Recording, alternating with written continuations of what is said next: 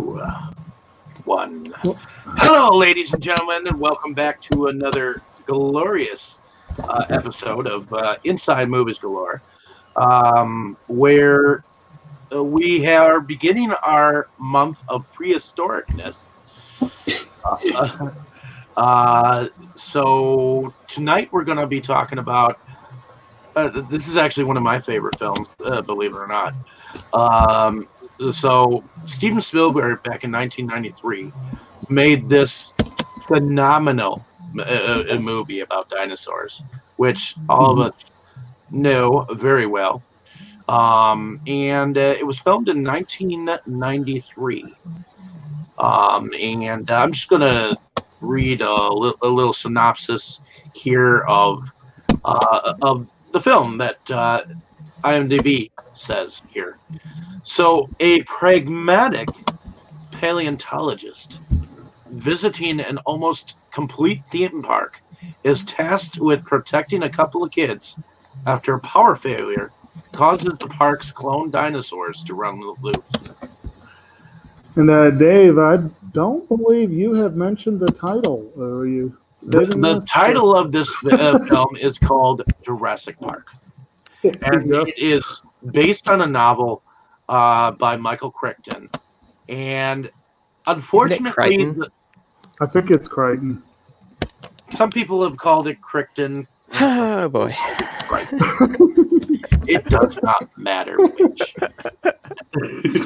He's rolling in his grave. But I'm rolling for him. I do kind of wish that the movie kind of went like the book, because I have read the book, and in the book it mentions a pterodactyl cage, a mother dinosaur, and a child dinosaur of the Tyrannosaurus Rexes. It's just like a juvenile T-Rex. They're not related. Mm-hmm. Well, this Jurassic Park in general was a pretty big part of my life for a very, very long time. Mm-hmm. And we know a lot. Perhaps too much. So I'm pretty familiar with the book. It's been at least a decade since I've read it, but I remember most of it. What was your first reaction to seeing this movie? This might have been the first movie I saw This was the first movie I saw at a theater that I can really remember it. So the sirens in the background. So I remember I'd been taken to see like Snow White at some theater when I was maybe 1 or 2. I have like the faintest memory of that. And then we saw The Rocketeer in a similar fashion. I have 1 or 2 scenes like in my mind, just like images.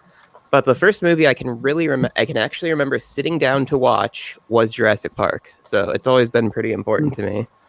So we saw it at a drive-in, one of the last drive-ins. Hey. Joe Bob thing there, and I think we got to see it opening weekend because I was like the kid who really liked dinosaurs. Like that was my identity as a child. So we used to do stuff at the Burpee Museum in Rockford all the time. One of my favorite movies to like sit down and watch like at home was Baby: Secret of the Lost Legend, which was basically a Disney dinosaur movie that came out 85, 86 or so. So I just saw it again a few days ago, thanks to the Kino Lorber Blu-ray, which pretty good Blu-ray. And it really blew people away back then. Like my mom was afraid to get out of the car, like go get snacks or whatever her reasoning was. So they would cover my eyes when people would get killed. I was, oh man, how old was I? Maybe 5, 6, probably younger. It's one of those things where it happened long enough ago that it's hard to tell. Okay. I love this movie. And it's kind of funny. That's like, surprisingly one of my favorites. It's like, dude, this is one of everyone's favorites. Going over to Jane. You haven't been here, at least on my show, for a while. Yeah, it's good to be back. What was your first experience with Jurassic Park? Kind of similar to Dustin's, except that I first saw it on VHS when I was young, and I can't remember how old I was, but it's kind of similar situation of like covered my eyes when, there was like a, scene of like someone's decapitated arm or whatever, but it's one of those things where it's like, what can you say about the film that hasn't already been said? I mean, it's a landmark film technologically. It's a well-told story. It reignited the already intense fascination that people, especially kids, have with dinosaurs. And, it just, and it's just a good story, and probably, at least in terms of blockbusters, probably Spielberg's last truly great film. Obviously, Schindler's List came out that same year, and that's the more dramatic type Spielberg. But I really think that was his last truly great blockbuster film, and it was a leap forward in every sense. Okay, going over to Brandon. Why don't you tell us a little bit about your first experience? I believe that this isn't a first experience for you, is it? No. I saw this in theaters as, I don't know, what year was this? 1993. Yeah, so I saw this as, I guess I would still consider myself a child. I was a teenager, and teenagers are still children in many ways. So it was just really cool to see it in the theaters. I got to see the dinosaurs up close. And like any child, when I was a young child, of course I was fascinated with dinosaurs. I loved the Museum of Natural History the most of all. Whenever I would go to Washington, D.C., I got to see the dinosaur skeletons, and to see those creatures come to life was an amazing thing. It was almost a magical experience on the screen to see it for the first time, even as a teenager, and that's when some of the magic kind of exits your life when it comes to these things. But it was still quite an experience. And to this day, I feel like a lot of it holds up even now. I mean, there are some things, but, I still feel like it holds up quite well. Okay. Kim, welcome back to the show. Thank you. So when was your first experience with this film? I want to say I had to have been in middle school. I don't think I saw the theaters. I don't think I did.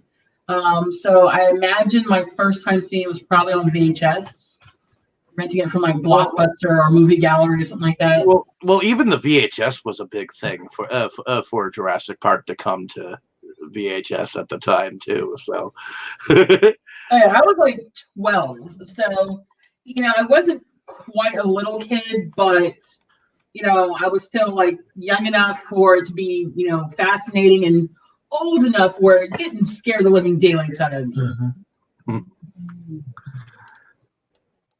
Would have been amazing to see as a young child. Oh, I know, like thinking that these are real dinosaurs, Oh yeah, we were losing our mind.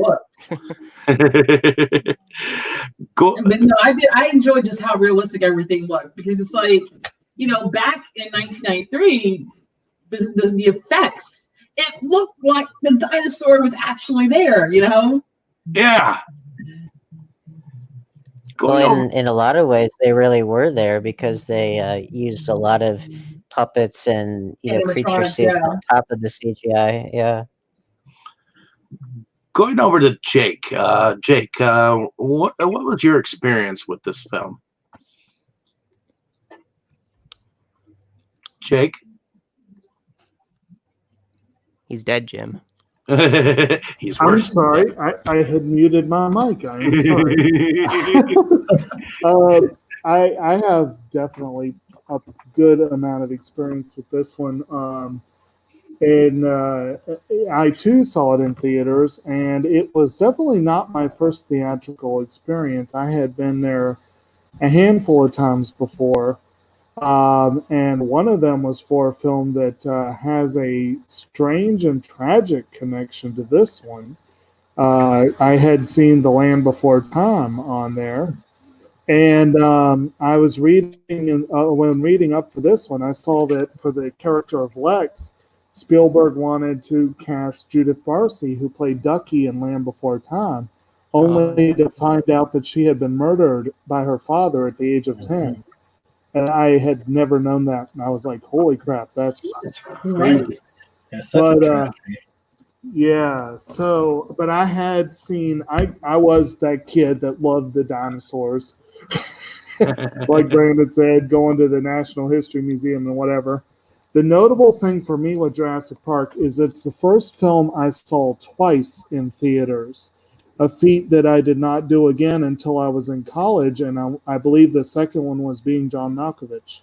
So for almost a decade, this was the only one I had seen twice in theaters. And on the conversation we had last night, Dane, this movie is one of the reasons why you go to the theaters. Oh yeah, well this was definitely in the age when we still had a lot of, and back when someone like Spielberg was in his prime with which to still make that magic. And not just what's up? I was going to say that this is the only film that I remember my entire family going to together last. As a film.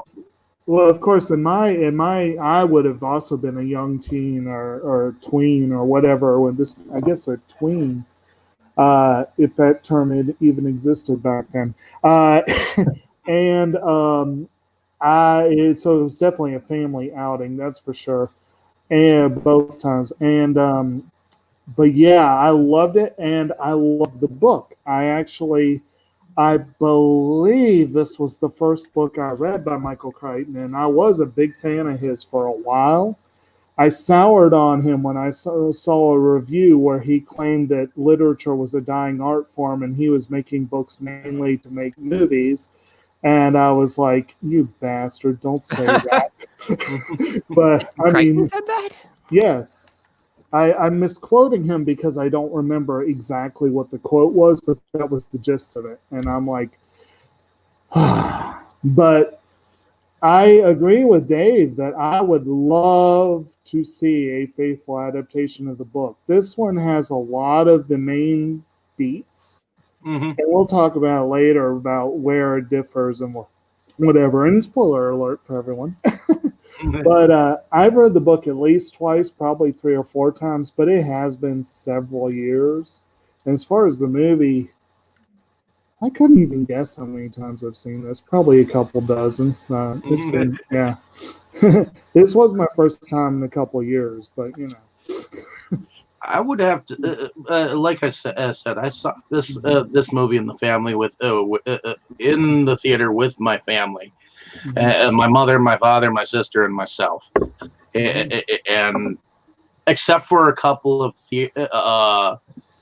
maybe musical experiences, that was the last movie that I remember seeing with the entire family. My dad actually took us after Sunday school or whatnot on a Sunday. And we had a good time. I'm sure my mom was hiding underneath her clothes a little bit, but you know, I had a good time because not only was this movie a good experience in the theater, this movie was marketed rather well too. Yeah. I mean, merchandising way before the movie even came out. The McDonald's commercials, the toys, you name it, it was out there on the market, you know. So to me, this was the movie to see for its time. And the VHS, like I said, was a big thing at its coming out too, you know. So Where the But, real money from the music is made, or from the movie is made. Although apparently I was, again, reading up for this, I found a couple of things about Lex. Apparently they never made an action figure for her. Apparently they made one for Nedry and not for Lex. And the actress, was it Ariana, whatever her name is? She was in Tremors too. Ariana Richards. Apparently she was very upset they never made an action figure. And I would be too if they made one of Nedry and not of me. Did anyone actually see the Nedry figure? I don't think It's so completely inaccurate. It looks nothing like him, although its arms do come off. So you can have dinosaurs like rip his arms off. Well, speaking of that scene, just super quick, did you know that when the forget the name of that particular type of dinosaur, but when it's yeah, that's right. Well, it's bill or fin, neck fins or however you want to say it. Those when those come out, yeah, the frill. When those come out, you can actually see the fishing line that was pulling them apart. So if you look, you can see it.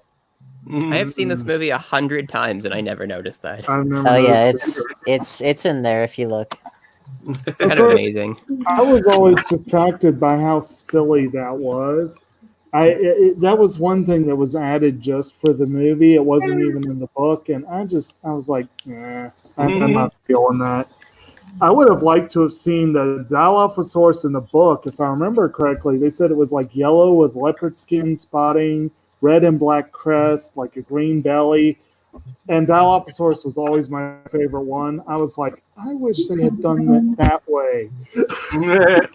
That's the problem. That's the problem with reading the book before you see the movie.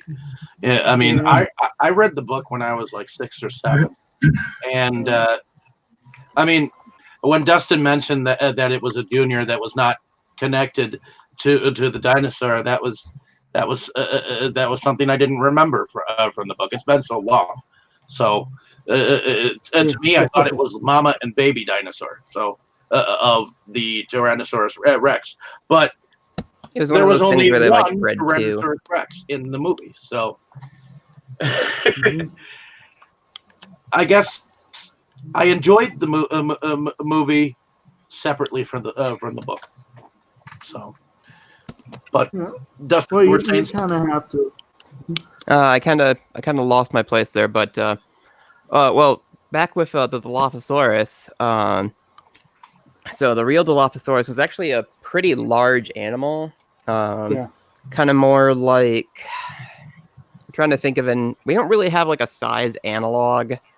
Well, okay, think kind of more like the size of the Triceratops in this. Like, think it was more of that kind of proportioned creature. And it didn't. Lengthwise.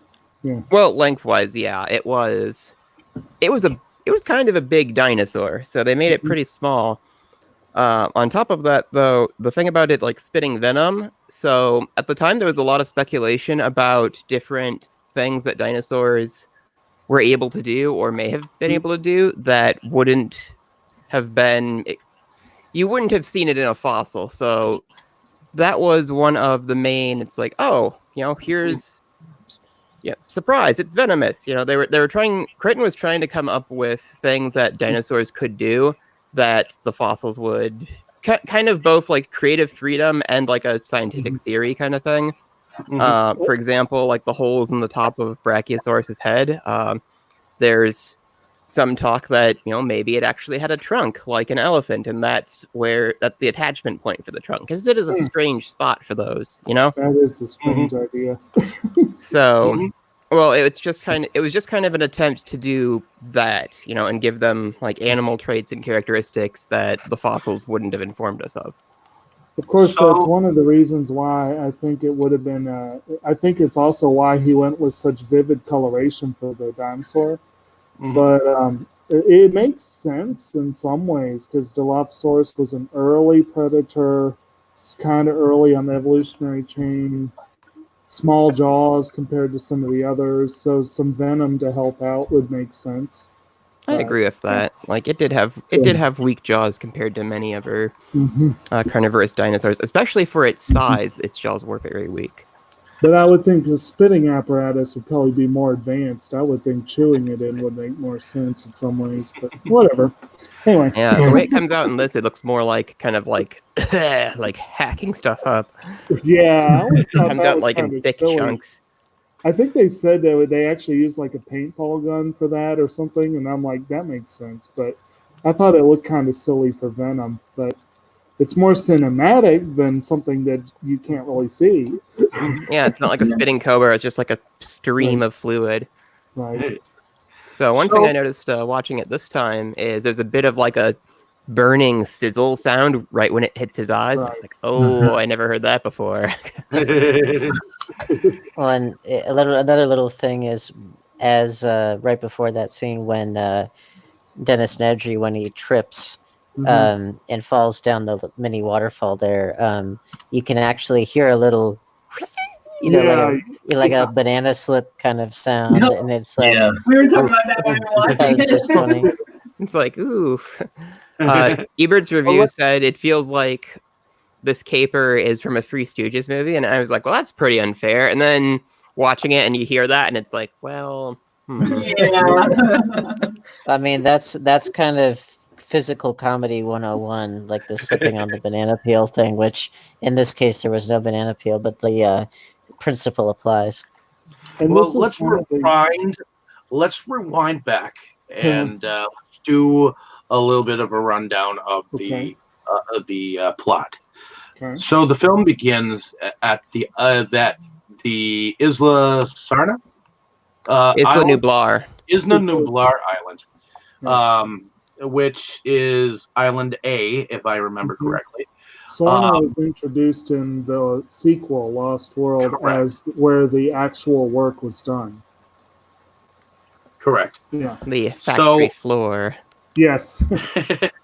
We begin with trees, of course, and through the trees, we are introduced to a crate that is coming onto the island, and a loading team is trying to put this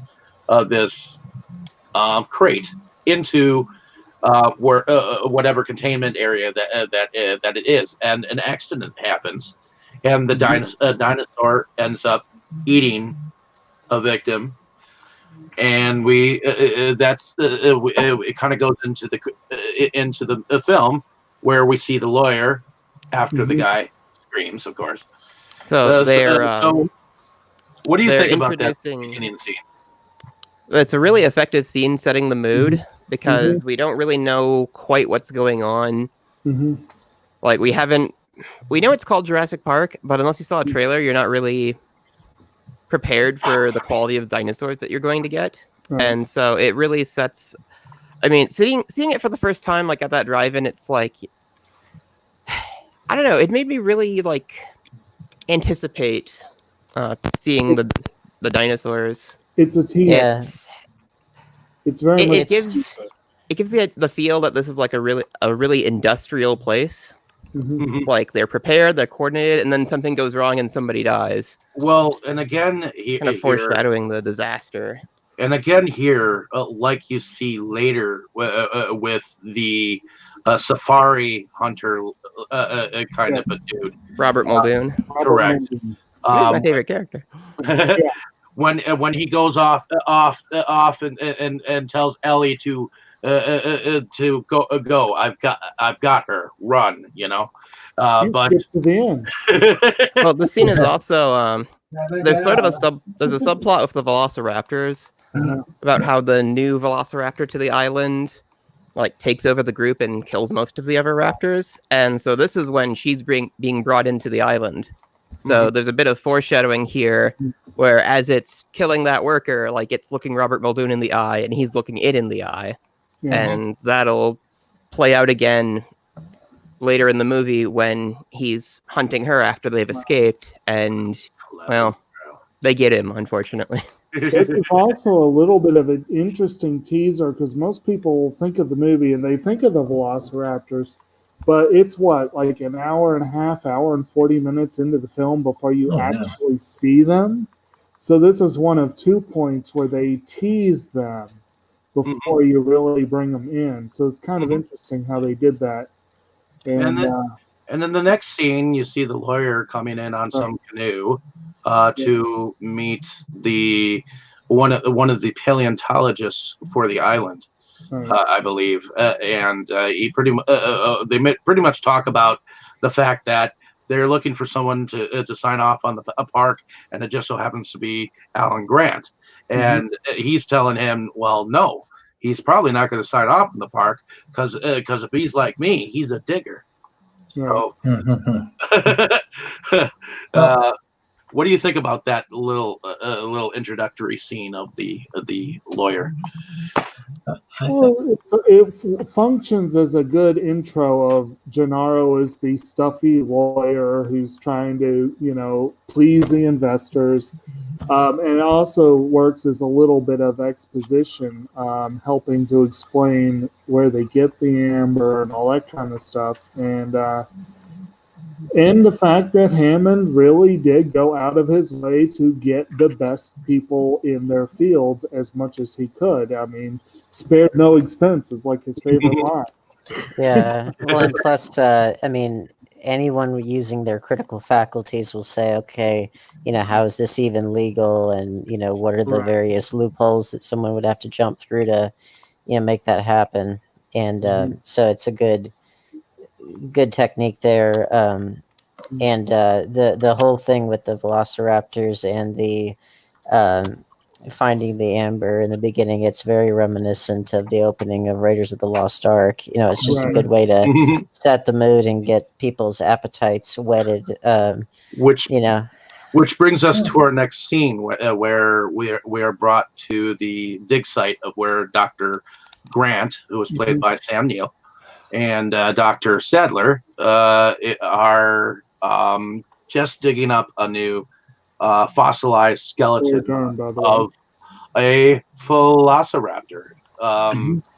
And it's very interesting how they try to get the picture image of their velociraptor on the where they shoot something into the ground, and all of a sudden the image shoots up to the box looking like television things. When Grant sticks his hand on the thing, it just he's like, "What'd I do? You touched it." Sound waves. I mean, it's a good way of doing it because you take the sound waves, they go through the ground, and they would create that picture. So, I mean, it's a cool use of technology that a lot of cases exists. I really like these scenes because they not only give you that foreshadowing and the character development, but everything up until this point is building that suspense more and more towards the reveal of the creatures themselves. And in a lot of cases, most movies can't deliver on that level of suspense build-up. Well, and the actor Sam Neill, I think he was perfect for this role because he brought about the wonderment of paleontology especially when he was describing the velociraptor. He was like, "Oh, she looks like a bird. A bird. I wish she could fly. Even the word raptor means bird of prey." So when the little kid piped up in the background and said, "That doesn't look very scary. It looks more like a 6-foot turkey." Well, actually, dinosaurs are birds, so there's been we've learned a lot in the, oh my god, almost 30 years it's been since this came out. Yeah. And dinosaurs are birds, much more so than reptiles. So all of that is correct. Moreover, a lot of the dinosaurs in this should have had feathers, especially the velociraptors. So the most up-to-date models of velociraptor are pretty fluffy. And on top of that, the velociraptor itself is much smaller than the ones we see in the film. So they were closer to 2 or 3 feet high. So think of it kind of like a dog, like a fluffy. Actually, though, that makes the kid's line accurate. It looks like a turkey. Yes, that's about the right size. Yeah. Well, I'd say bigger than it. Well, okay, it's been a while since I've seen like a really plump adult turkey. The whole little scenario that he goes into to scare the kid. Yes. Yeah, that's one of my favorites. Take a look at this 6-foot turkey lightly bobbing its head, and we realize that it has this. It's the size of a 6-inch claw, and see, a raptor won't slash at you like a jaguar. See, no. They'll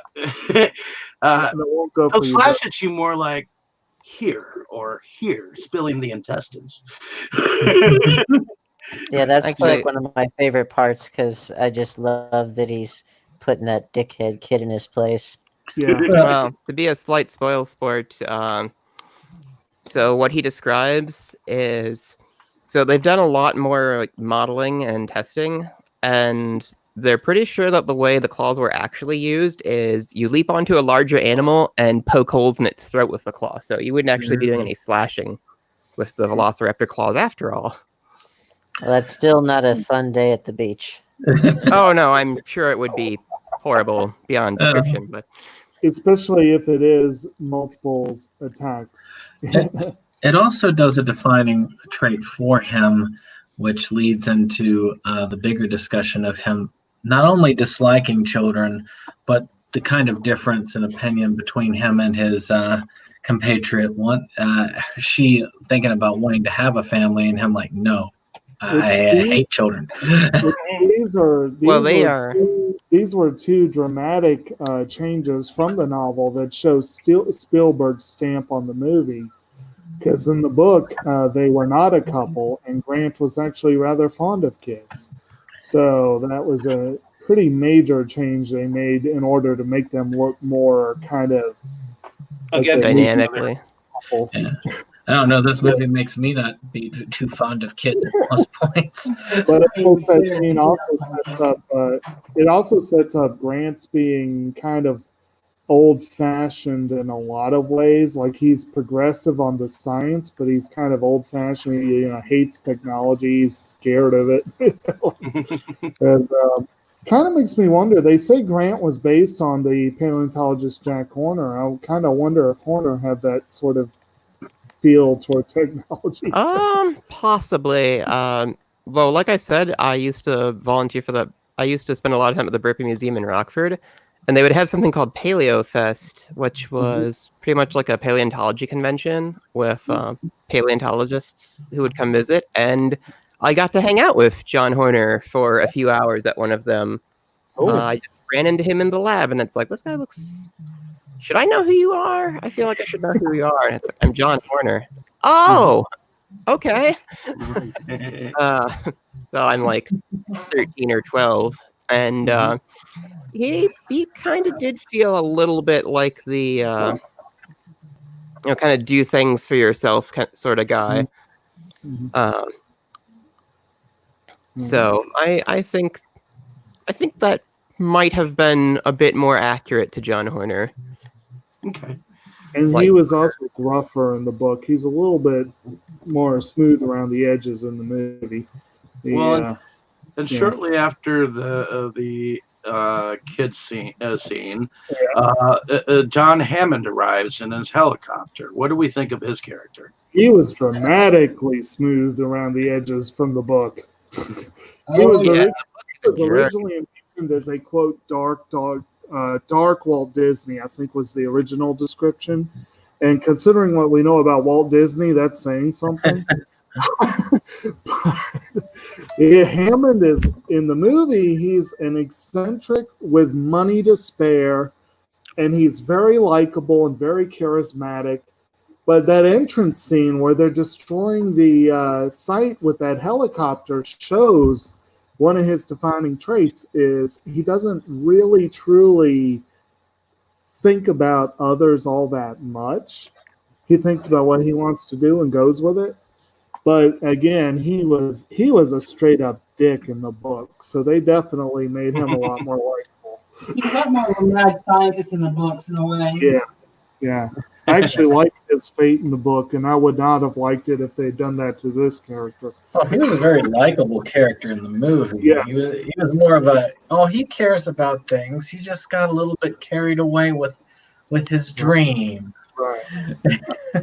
He's I always Pretty much. I always got a Merlin vibe from him, as far as like the eccentric, wizard that has to, instruct the pupils, on how he did this work of genius. Well, like when he gives that flea circus speech at the end, you kind of believe him. You feel like he really was, trying to. And there's that other part where Gennaro's like, "Oh, we can charge anything we want," and Hammond just shoots him down. It's like, this is not just for the super rich, And it's like, oh, we'll give them a coupon day. Something like that. Yeah, I love how quickly like Gennaro is on board. It's like, there are serious safety concerns. The investors aren't convinced. I'm convinced. Yeah. And then the first dinosaur he sees, it's like, we are going to make so much money. It's like, what about all that other stuff? What? Oh, right. Remember, he's a And actually, lawyer. So yes, like, yes. all Hammond he cares has- about is the money. So that's why I like the idea of, and I kind of understand where he's coming from, because think about it. Something like this, you would have to be super rich to fly to a Costa Rican island in the middle of nowhere to go to a dinosaur park, which I imagine has some very expensive overhead costs. Yeah. So, it would cost a lot of money to maintain the park. So, of course, ticket prices would be much more expensive than Disney World is. Yeah. And so, and then plus, by only letting really rich people, The only one I was you could have the hype would be built up right there, because it's like, wow, well, if rich people are doing it, it must be great. Well, so it makes you think the opening scenes in Jurassic World were definitely a coupon day, but You would think so, but yeah, one of my favorite lines in the movie is the one where he goes around the table asking everyone, and he's like, "I don't believe it. Y'all are meant to introduce to defend me from these jokers, but the only one I got on my side is the bloodsucking lawyer." It's like, oh, Like, gee, thanks. Thank you, John. Much like the mosquitoes themselves used to create the park. Indeed. So we keep getting off topic. so what One thing I happened- wanted to point out with the scene where they're showing off that thing that like blasts a shotgun shell into the ground, and you get a fairly nice looking, decent resolution image of what's buried. I took an anthropology class a couple of years ago, and our professor talked about that, and it doesn't really work that well. Like, it basically, how exactly did he put it? It is a thing, but it basically works so inefficiently, nobody really uses it. It's more for, getting a very rough idea. Is there something in this spot? Like, you can't tell what it is. You can just tell that there's an object there. Right. Okay. I was going to say one thing, since Jake had made the comparison about him to Walt Disney. I actually think that there's more of that than we might think, because I would look at this as the Walt Disney that the world has seen, as opposed to the Walt Disney that really was. And a lot of that could be said for the same between him in the movie versus the novel. Right. Of course, then that reverberates into the sequels as well. Now you're John Hammond. So I was just thinking of Malcolm's line in the second one. So you went from capitalist to naturalist in just 4 years, huh? And he's like kind of impressed. Yeah. But in any case, so he does entice them to the island, and they fly down in the helicopter. So they're in the Jeep, and they end up stopping a little bit into to the so-called ride into the park, and they notice the first creature that we see as a dinosaur. What do you think about that scenery of that first brachiosaur? That's a powerful scene. That knocked everybody out the first time they saw it. So, and I think that was the first CG dinosaur, wasn't it? Yeah. Mm-hmm. Yeah. And yet, it felt so real. The sound that it made when it dropped its feet, and I mean, and the sounds that they made it make, it felt real. So, but moving on with the scenes. So what they do is they end up at this conservatory of sorts, an informational center, and the visitor center. Yeah, the visitor center, where he takes them on a tour of sorts, where he takes a drop of his blood and some animated creature comes out that is a strand of DNA and starts to tell him about the dino DNA with frogs. So, and they talk about dinosaurs. Yeah, so that's the Mr. DNA sequence where Mr. D. Where did you come from? Yeah, they're taken to a showroom at the visitor center that explains, just how they were able to do this, like in a very simplified form. So one thing I enjoyed about that was that it's like this really simplified. It's like, oh, well, every living thing has DNA. DNA does this. This is how we use DNA. And while the presentation is going on, they're just ignoring it and asking advanced questions to each other. It's like, well, how would they keep the cells from Yeah. Like the actual questions that scientists of their caliber would be interested in. Sorry, sir, this is kind of a ride. It's like, can we get out? And they just figure out, we can just like push the bars. You can't do that. Can they do that? Actually, I have a question, a scientific question. Some of you might be able to answer. So why use frog DNA? Why not something closer to their ancestors, like, say, chicken or something like that? I wondered that. At the time, I don't think the connection to birds had really fully been made. Well, even so, you would have thought a reptilian source rather than an amphibian source would have been the logical step. But it does bring in that loophole of, some West African frogs are known to change sex. That does fill that loophole. I don't know. I think it may have been that plot device, of population control is one of our security features. All the dinosaurs are female, therefore they can't breed. And plus the lysine contingency. Well, that didn't quite come into play, but yeah, they did a lot of engineering of the dinosaurs. They mention it, but they don't really do anything with it. He said out of the question. Not doing it. I feel like that was it in this book or the second book. I think the second book it may have actually come into play. Mm-hmm. Well, in the first book, the dinosaurs actually do escape the island and kind of live in secret in South America. Mm-hmm. And it makes a big deal to mention that the only animals that go disappearing or crops that go missing seem to all be really rich in lysine. Right, you're right. I've forgotten that. Yes. So that's really the only like play it has. But when they were recreating their dinosaurs, it's kind of implied that they just kind of went, oh yeah, we'll just use frog DNA. It's easier. Right. Or for whatever. It's not really given what their reasoning is. But the ability of amphibians to like switch sexes like that, based on the environment. Like I'm sure everybody's heard the Alex Jones quote "gay frogs" meme. Yes, like they're putting chemicals in the water. It's like, well, because all the sex organs are internal, and nothing really changes all that much. Exposure to certain chemicals will make some frogs switch sex.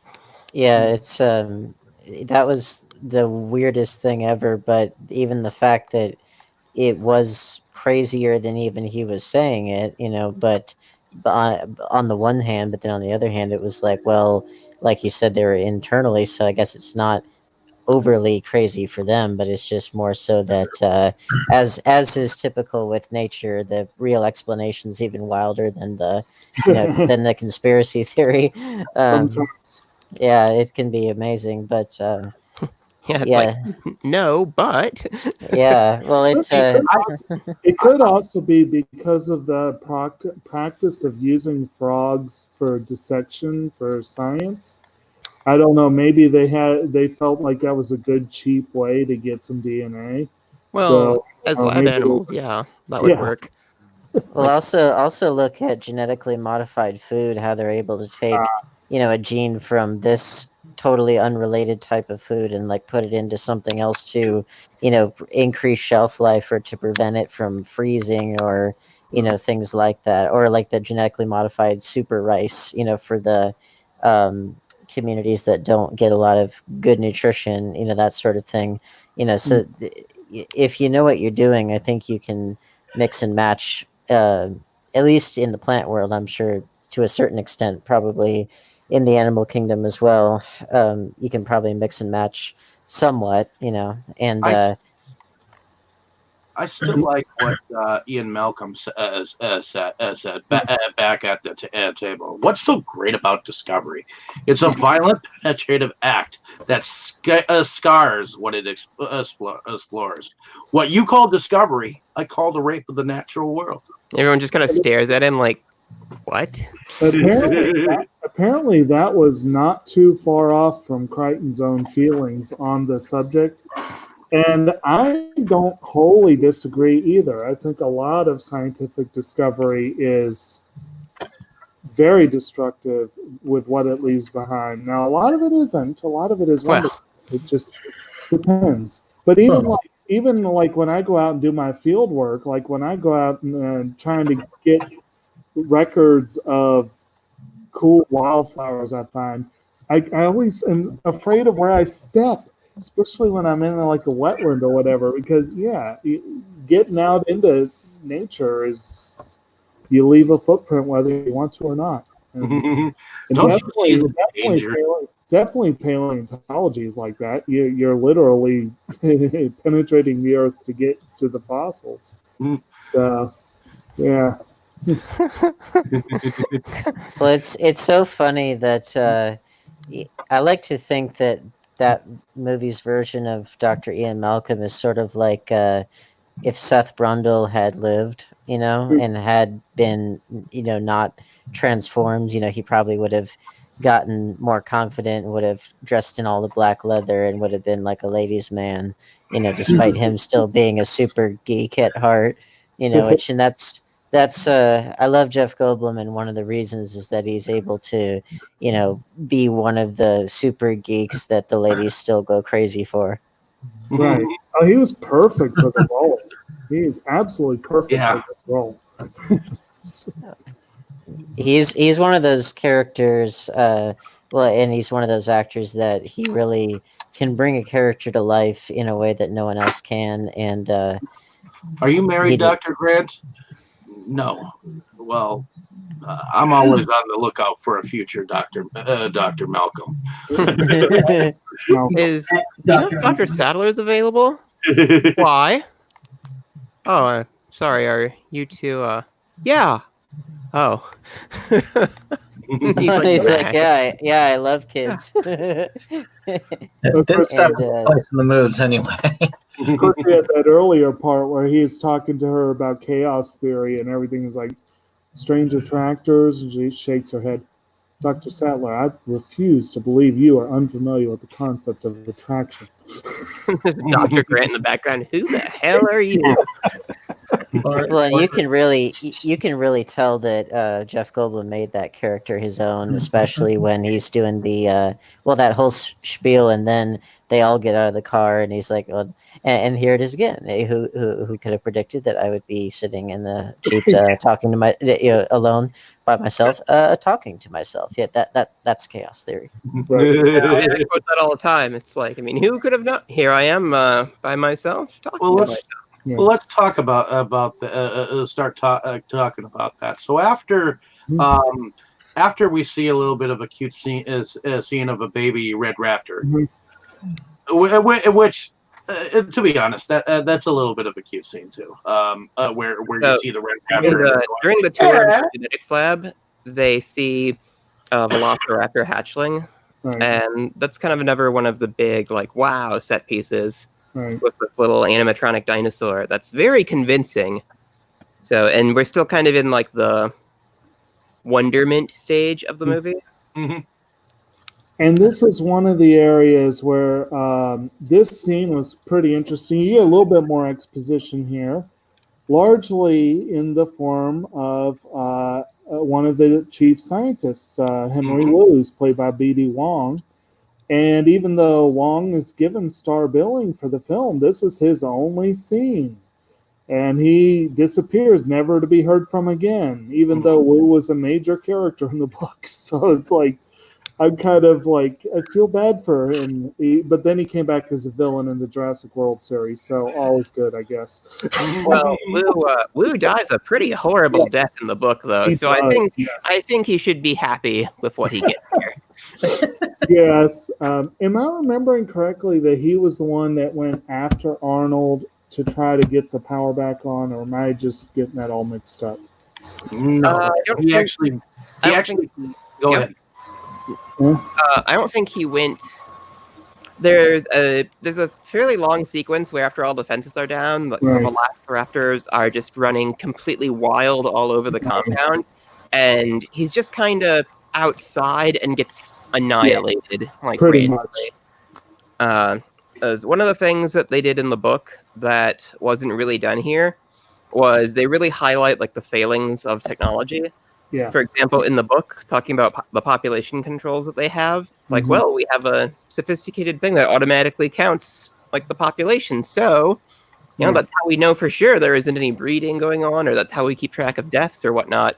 Or as they say in the movie, there is no unauthorized breeding in Jurassic Park. Yet, right. And what actually happens in the book finds a way. Well, what actually happens in the book is, I can't remember who points it out. It might have been Malcolm. Who points out, it's like, well, wait a minute. So you have 510 total animals on the island. Okay. So, and when it counts, it looks for 510 animals. What if you ask it to, what happens if, have you ever tried asking it to find more than that number? Yeah. I remember that. And so they type in 520 and suddenly it returns extra dinosaurs and they're like, wait, what the hell? Yeah. And they type it in and they find, I think the coolest part of that scene is Velociraptor, expected 8, found 37. Yeah, 37. And they're like, how could this have happened? It's like, let me guess. When you first got to the island, you had a rat problem, but after a while it just kind of went away, right? And everybody like in the room just freezes and goes silent. Right. It's like, ooh. There were a lot of fun things that were explored that they left out for the sake of expediency in the film. And one of them, one of them was we'll be coming up to shortly because I'm sure Dave's trying to get us started on the tour, right? Yep. So the Triceratops scene is one of those, but we'll get to that in a bit. So what happens is evidently Hammond has invited his grandchildren to the island, and that's kind of an unexpected for Dr. Grant, but I guess it was to be expected that evidently he would have to deal with children at some point in this movie. So the kids are trying to annoy him at first, and they get into the vehicle. They're not trying to annoy him. They're just kind of like they were being annoyed. They're like enthusiastic, like Tim is like a fan of Dr. Grant. Like he's read, like he's one of the dinosaur kids. Like he's really into learning about dinosaurs. Like he read Dr. Grant's book and he's really excited to meet him. And Dr. Grant's like, that's great. And which car are you in? Whichever one you're in. So they end up going into their respective cars, and I like that. I like that little moment where like he kind of shuffles Tim off into the other car, and then Lex has been kind of like convinced to hang out with him by Ellie. So, I should ride with you because it'd be good for you. Right. Yeah, to me, I felt like the children were the one part of the movie that I'm like, I felt like I was doing that most of the time when it was the child scenes. It's like, this is a plot device to cause problems, to create problems because kids do stupid stuff. They did. Yeah. That's why you put kids in horror movies to do stupid stuff to get the other people killed. Like 28 weeks later. They did do one major change up, which I think helped alleviate that slightly. And that was that apparently, what's his name? Mazzello, what's his face? Joseph Mazzello had read for Hook, and he was too young. But Spielberg's like, I like you. You're going to be in my next movie. And because Tim was so young, they had to switch the roles and make Lex the older sibling. And they went ahead and made her the computer nerd. But in the book, Tim was the dinosaur nerd and the computer nerd. He was the older kid. Lex was pretty much a waste of space. Yeah, Lex was what, 5 in the book? So at least in this one, both kids had a function plot-wise. And that was a little bit of an improvement, I think. Although I thought Mazzello's acting was a little stiff, and at least in much of the film. But yeah. A little fun tidbit there. Back when Stanley Kubrick was prepping a film that unfortunately never got made, he was prepping the Aryan Papers, and it was it was supposed to be a World War II Holocaust film. He was looking at Joseph Mazzello to play the main character, the boy, and unfortunately the film kept getting pushed back, and it eventually just never came to be. But so he could have been in a Kubrick film, but unfortunately that one never got made. Wasn't there a Napoleon film that he never got made as well? Yeah, that's like the most famous film to never get made, and that really hurt him because he put so much of himself into it. But these things happen. I've certainly had my false starts as well. I mean, I'm glad to see that at least sometimes when artists, of course, Kubrick will never be able to make these, but I am glad at least some things, like when I look at Terry Gilliam with Lost in La Mancha, of course, finally being able to make that movie. With those that are still around, at least there is still hope sometimes.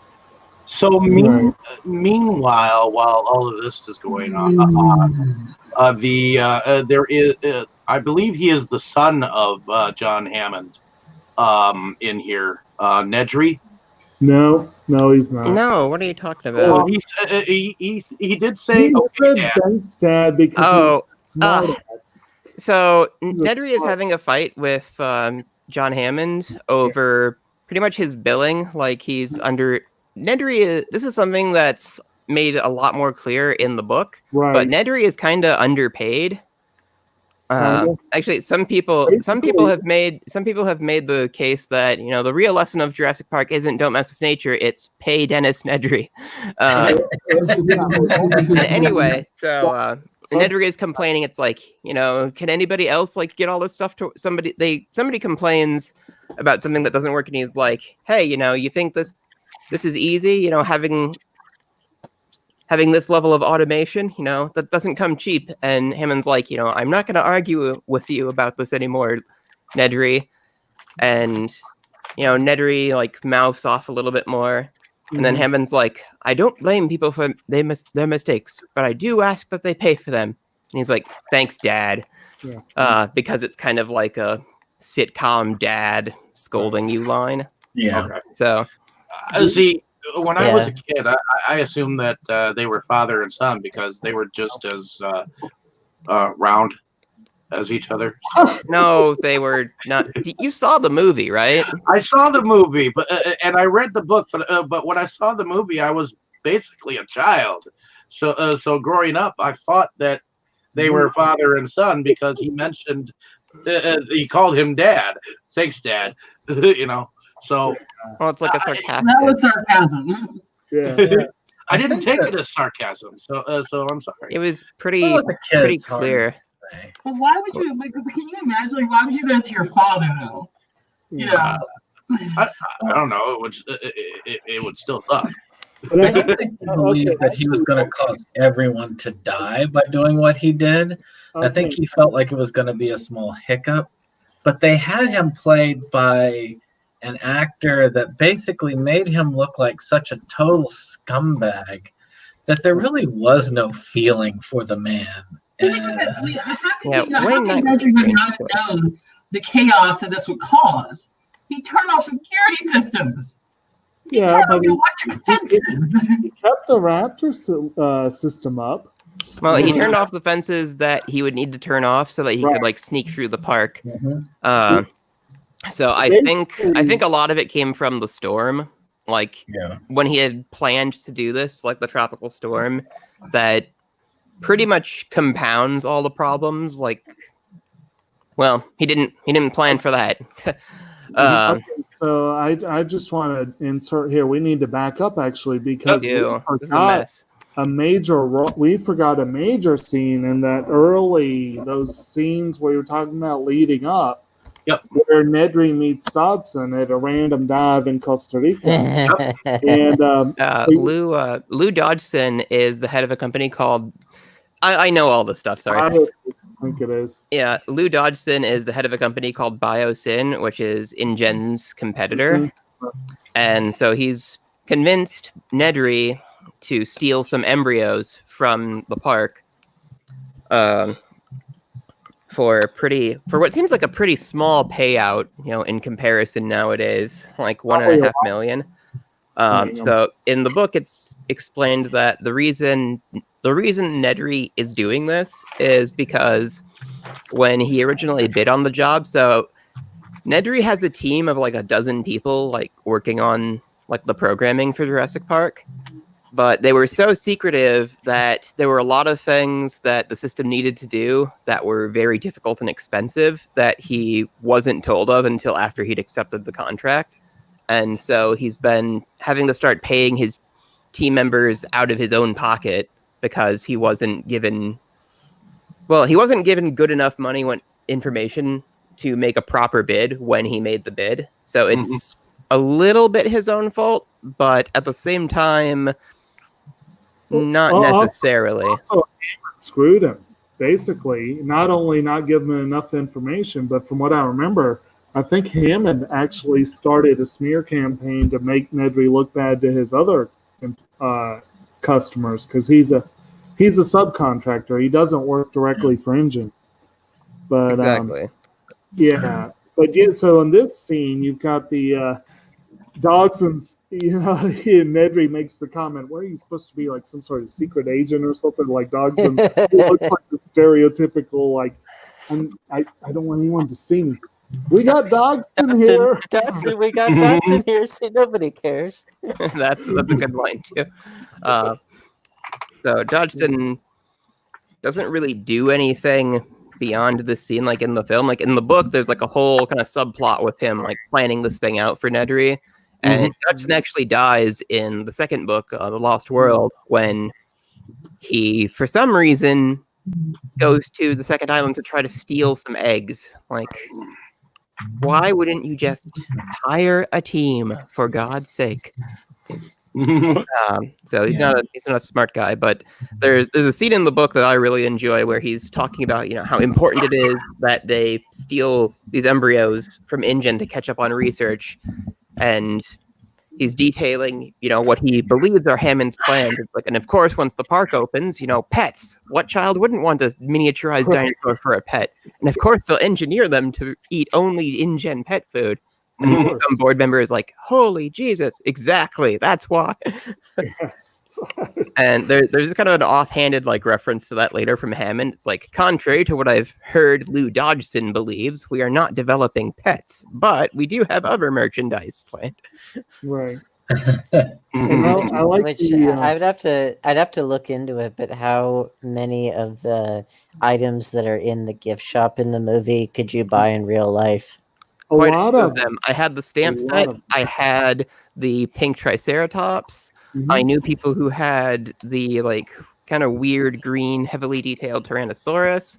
I Mhm. remember those shirts too. A lot of it was Mhm. actual merchandise. I think they made a point of that of doing as much cross promotion as they could. But one last thing on the Nedry Dodgson scene, just a quick little visual gag that I always loved. Dodgson gives Nedry a Barbasol shaving cream can, which apparently the actor bought with his own money. He went out and looked for one and brought it in. Cameron Thor is the one who plays Dodgson, and they retrofit it so that you can open it and that's the embryos go inside. But it's like customs can even check it. See, and then Nedry like puts a bunch of shaving cream into his hand, and then after a minute he's like, "Well, this was a bad idea." He looks around and puts it on a random pie.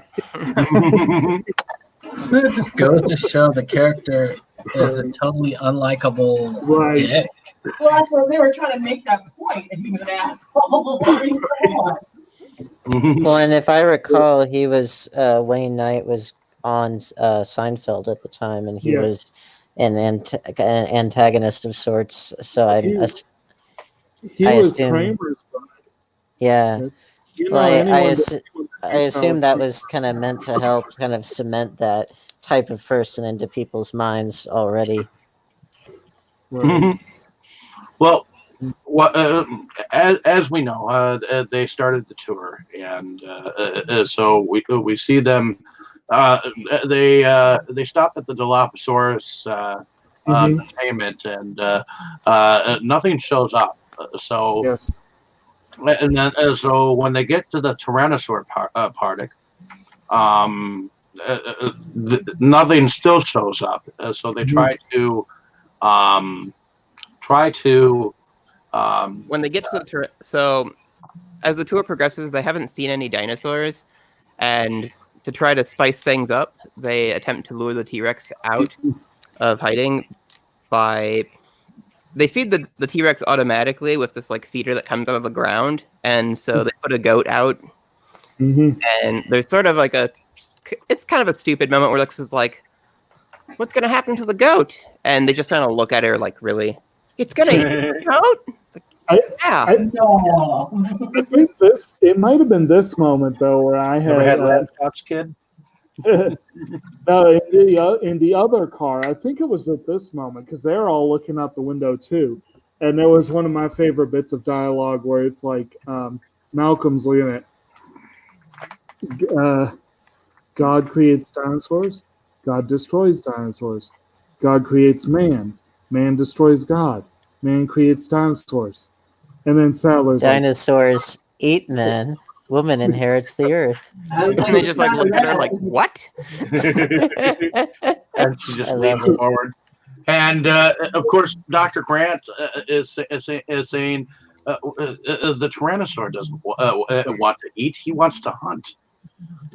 Another thing that I don't think they mentioned in the movie that I remember in the book, which was they said that Tyrannosaurs were nocturnal because they had sensitive skin and sunburned easily.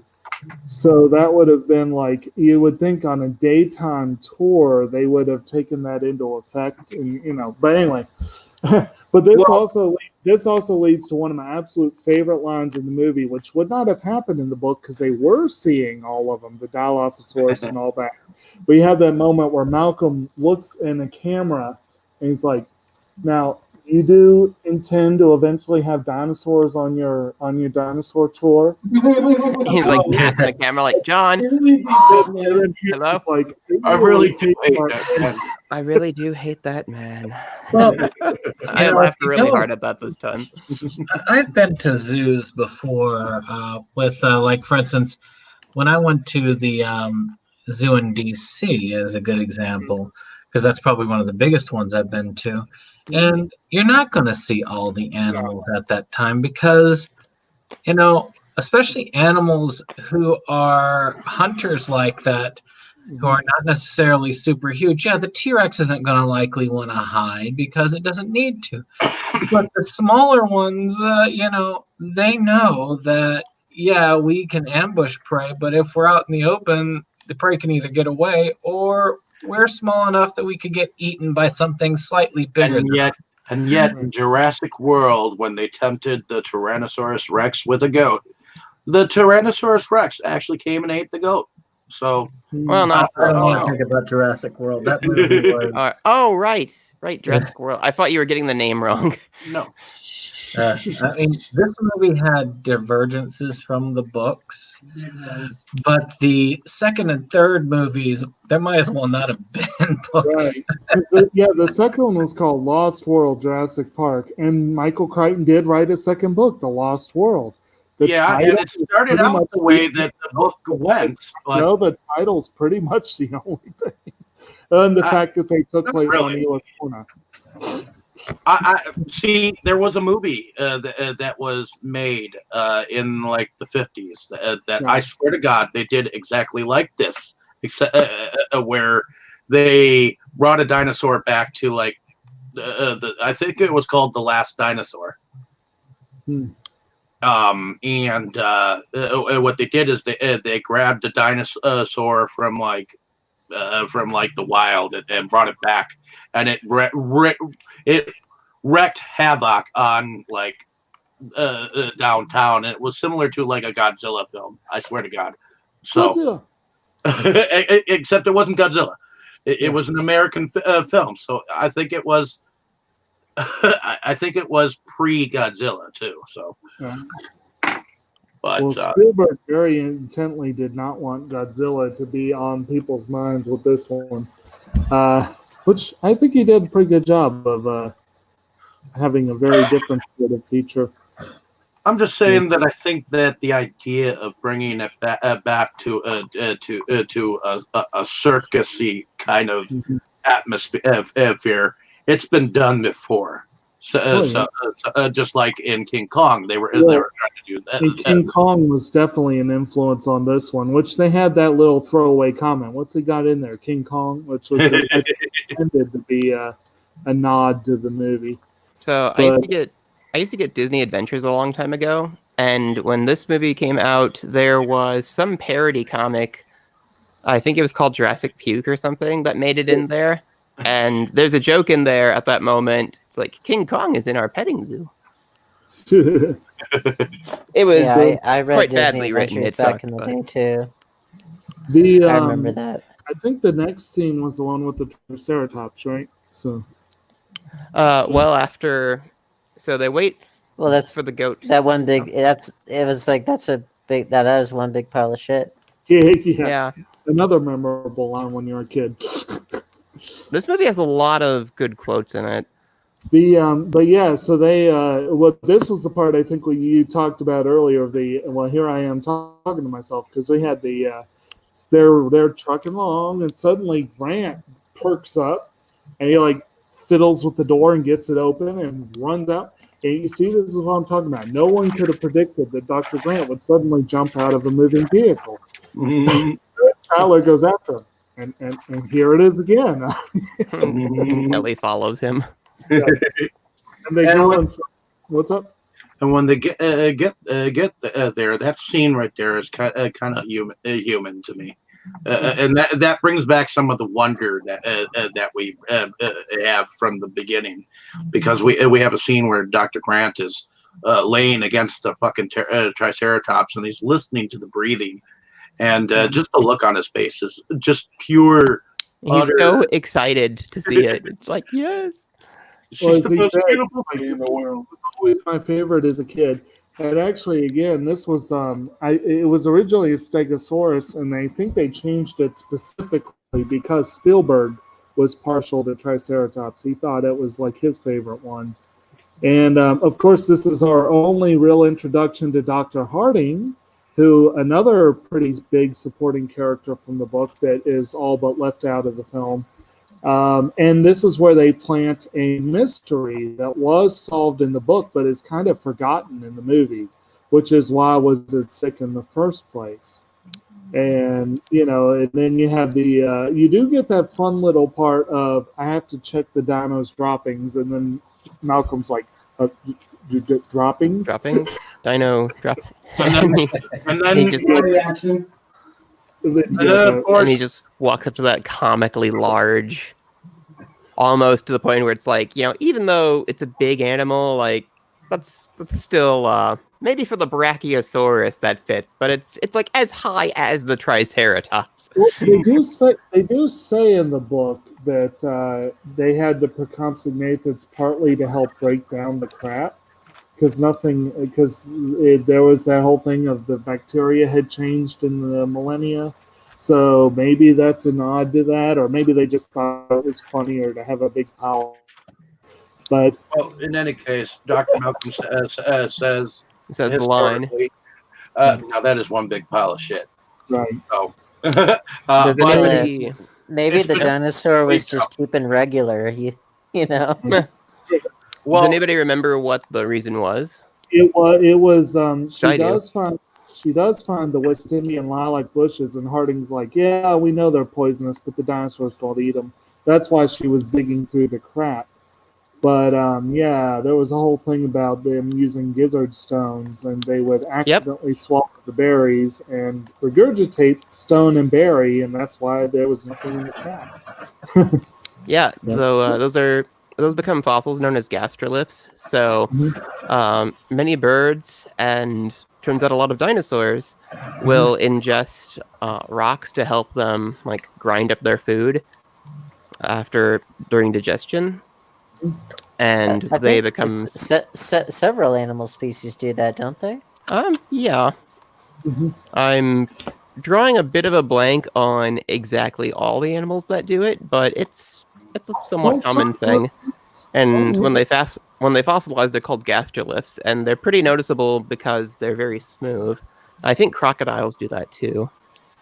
Yeah, I think there's a couple. If I don't remember exactly which ones, but that it's more common than you would think. Which, there's all kinds of strange digestive rituals or behaviors that you see in the animal kingdom. I mean, to quote the other Jeff Goldblum science fiction film, it's the even how does Brundlefly eat? Well, we found out the hard and painful way that even though he can chew up solid foods, he can't digest it. And so he has to. He vomits on his food with a corrosive enzyme. He vomits on the food and then he sucks it back up. So it's true. That's how flies eat. So yeah, there's all kind of weird stuff. All right. So about that time is when the storm while all of this has been happening, apparently a storm has been roiling up and coming in from the coast. And at first they thought that it was going to go away, but now it's come to the point where they're telling the group that they must get back in their vehicles so that they can bring them home. So they some of them leave. Some of Dr. Sadler stays with Dr. Harding to finish up with the trek. And that's as far as the extent of the group. They get back into their vehicles, and they're on their way back. Now, that's about when Nedry it kind of goes off and says, "Hey, things might be periodically flash on and off. Don't worry about it. I'll be back in like 20 minutes or so, and everything should be fine." So Nedry leaves, and shortly after that, that's when sensors start to flash on and off. And at first, they're like, They're like, hey. Hey, some of the door locks aren't working. It's like, well, Nedry said some stuff would shut off. And it's like, well, okay. Well, that kind of leads into that spitter scene eventually, because this is when the storm actually hits later on. But I think the part where the group on the tour, they stop right in front of the Tyrannosaur party, and when they're coming back to the visitor center, Nedry does his espionage power outage right about when they're next to the Tyrannosaur pen, and so the goat is still there. So it hasn't gotten too bad yet. So we see Nedry steal the embryos in maybe his most competent moment, because he bungles the rest of this caper pretty hard.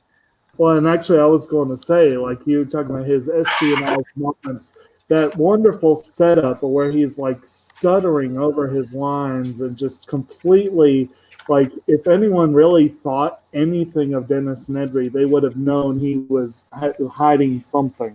They all just thought he was this goof and didn't really. Yeah, but it's like the worst. What am I trying to say? Trying not to stand out. You know, he really failed hard at that. And then I just love when they finally decide it's time to get him back, and Hammond's like, "Find Nedry, check the vending machine." It's like, you're not gonna find him. It's like, look, he's turned off all these fences. Yeah. Yeah. It's like, why would he do that? And then it cuts to him having to like open fences manually. Right. Although I kind of wonder, so his plan is he's supposed to deliver this thing. He's supposed to deliver the embryos to somebody at the dock, right, by a certain time. Oh crap. Sorry, something just happened. And so, like, they show that he's like in a really big rush. So he's calling the guy at the boat because there's hardly anybody on the island because it's the weekend and everyone goes home. And so the last boat with all the employees that we see during the initial stages is leaving, and he's trying to like beg the guy. It's like, come on, just give me 15 minutes. All right. It took me at least 18 before. And it's like, no promises. So he's kind of off balance because he's in an even bigger hurry to deliver the embryos. And it makes me wonder, why is the road to the dock through some of the dinosaur pens? Or is he just taking a shortcut? Like, that was kind of my take on that. Wouldn't it be funny if he just got lost? Well, he did get lost. That's freaking died. Well, I know, but I mean, like, even prior to like the dinosaurs having caught up to him, I mean, like, just hit the route that he chose. It's like maybe he thought he was going one way and then he got mixed up.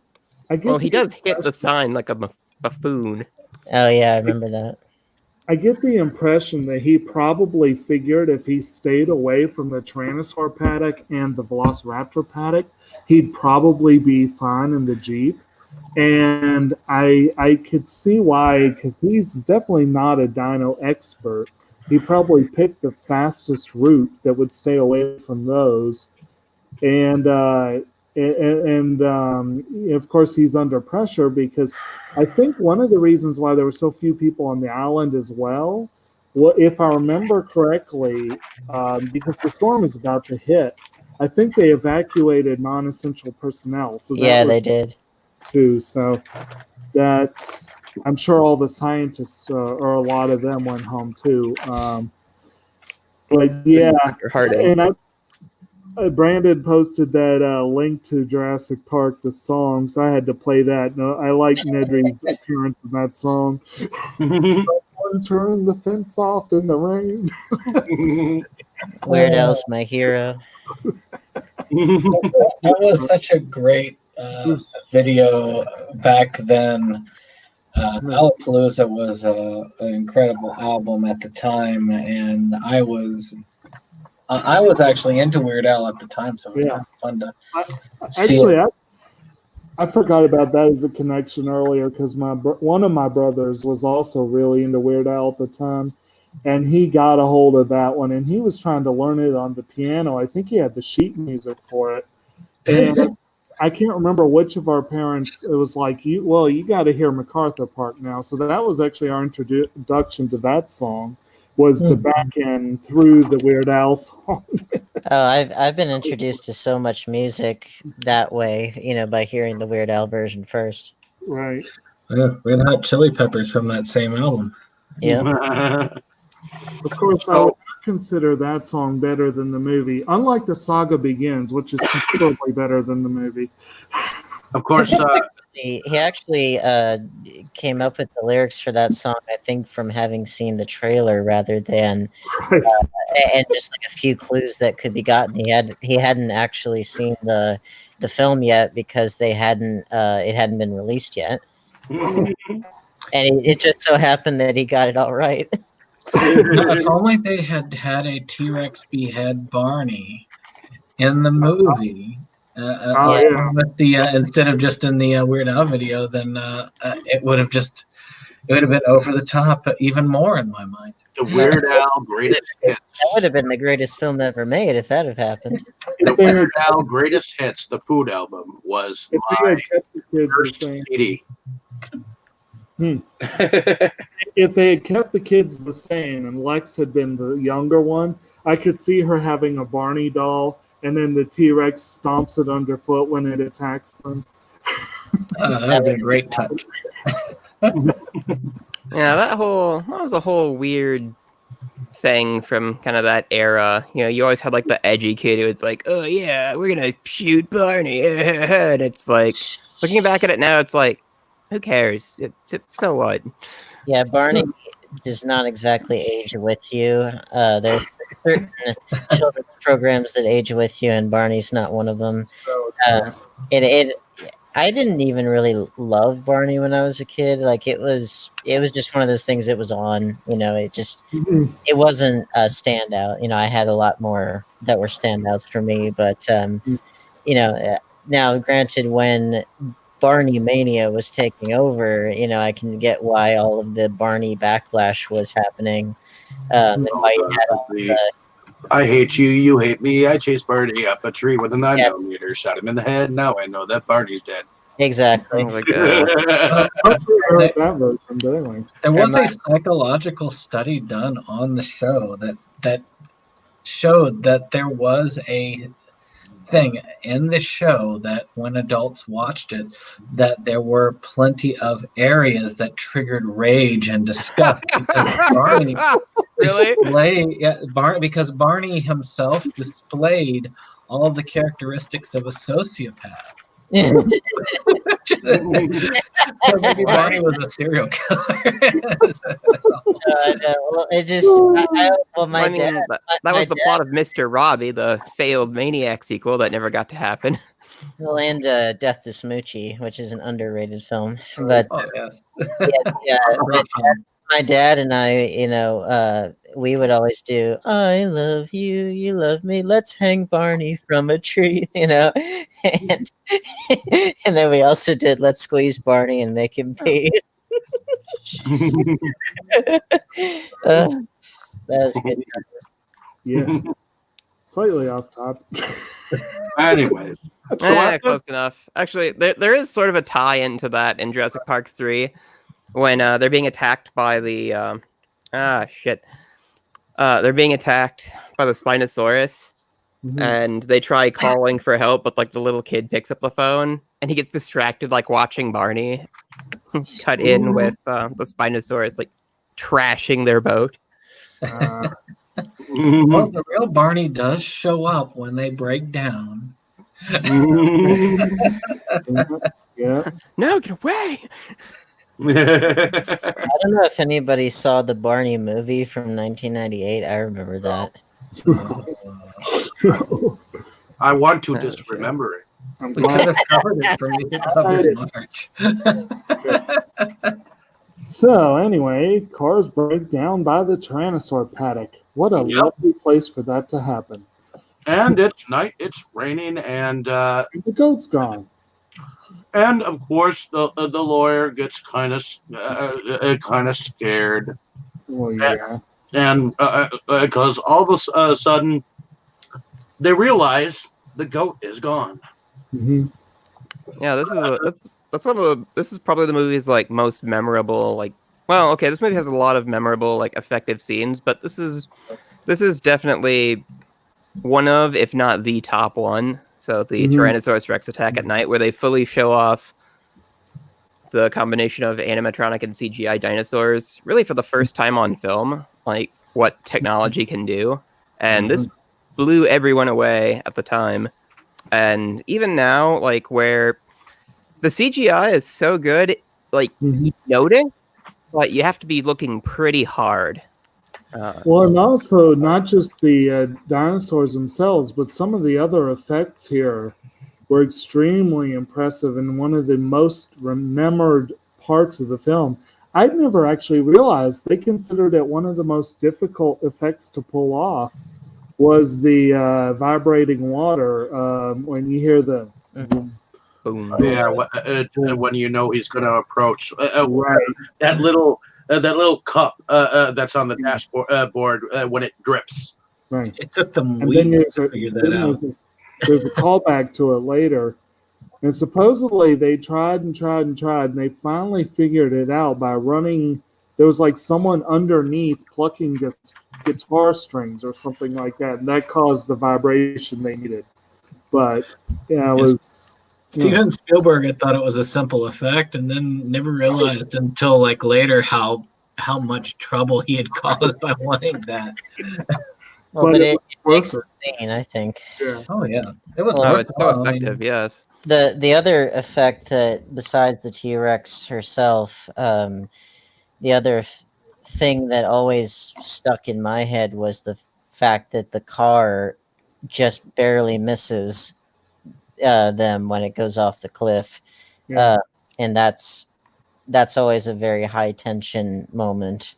And I feel like a lot of times movies today, they throw so much on the screen that they kind of forget that it can be a simple thing like a car threatening to go off a cliff. That alone can generate tremendous tension. Oh yeah. I mean, when he pretty much flips over the car and he's chewing on the tire like a dog. Well, and plus the teeth, right? Like the only thing separating the kids from the dinosaur is the glass. That gave my mom nightmares for a pretty long time. Oh yeah, I mean that's pretty nightmarish. There's a lot of memorable images, and that's one of them. Actually, watching it this time, Kim had pointed out to me that there was inconsistency about the cliff. Could you explain it a little bit better? Because you understand it better than I did.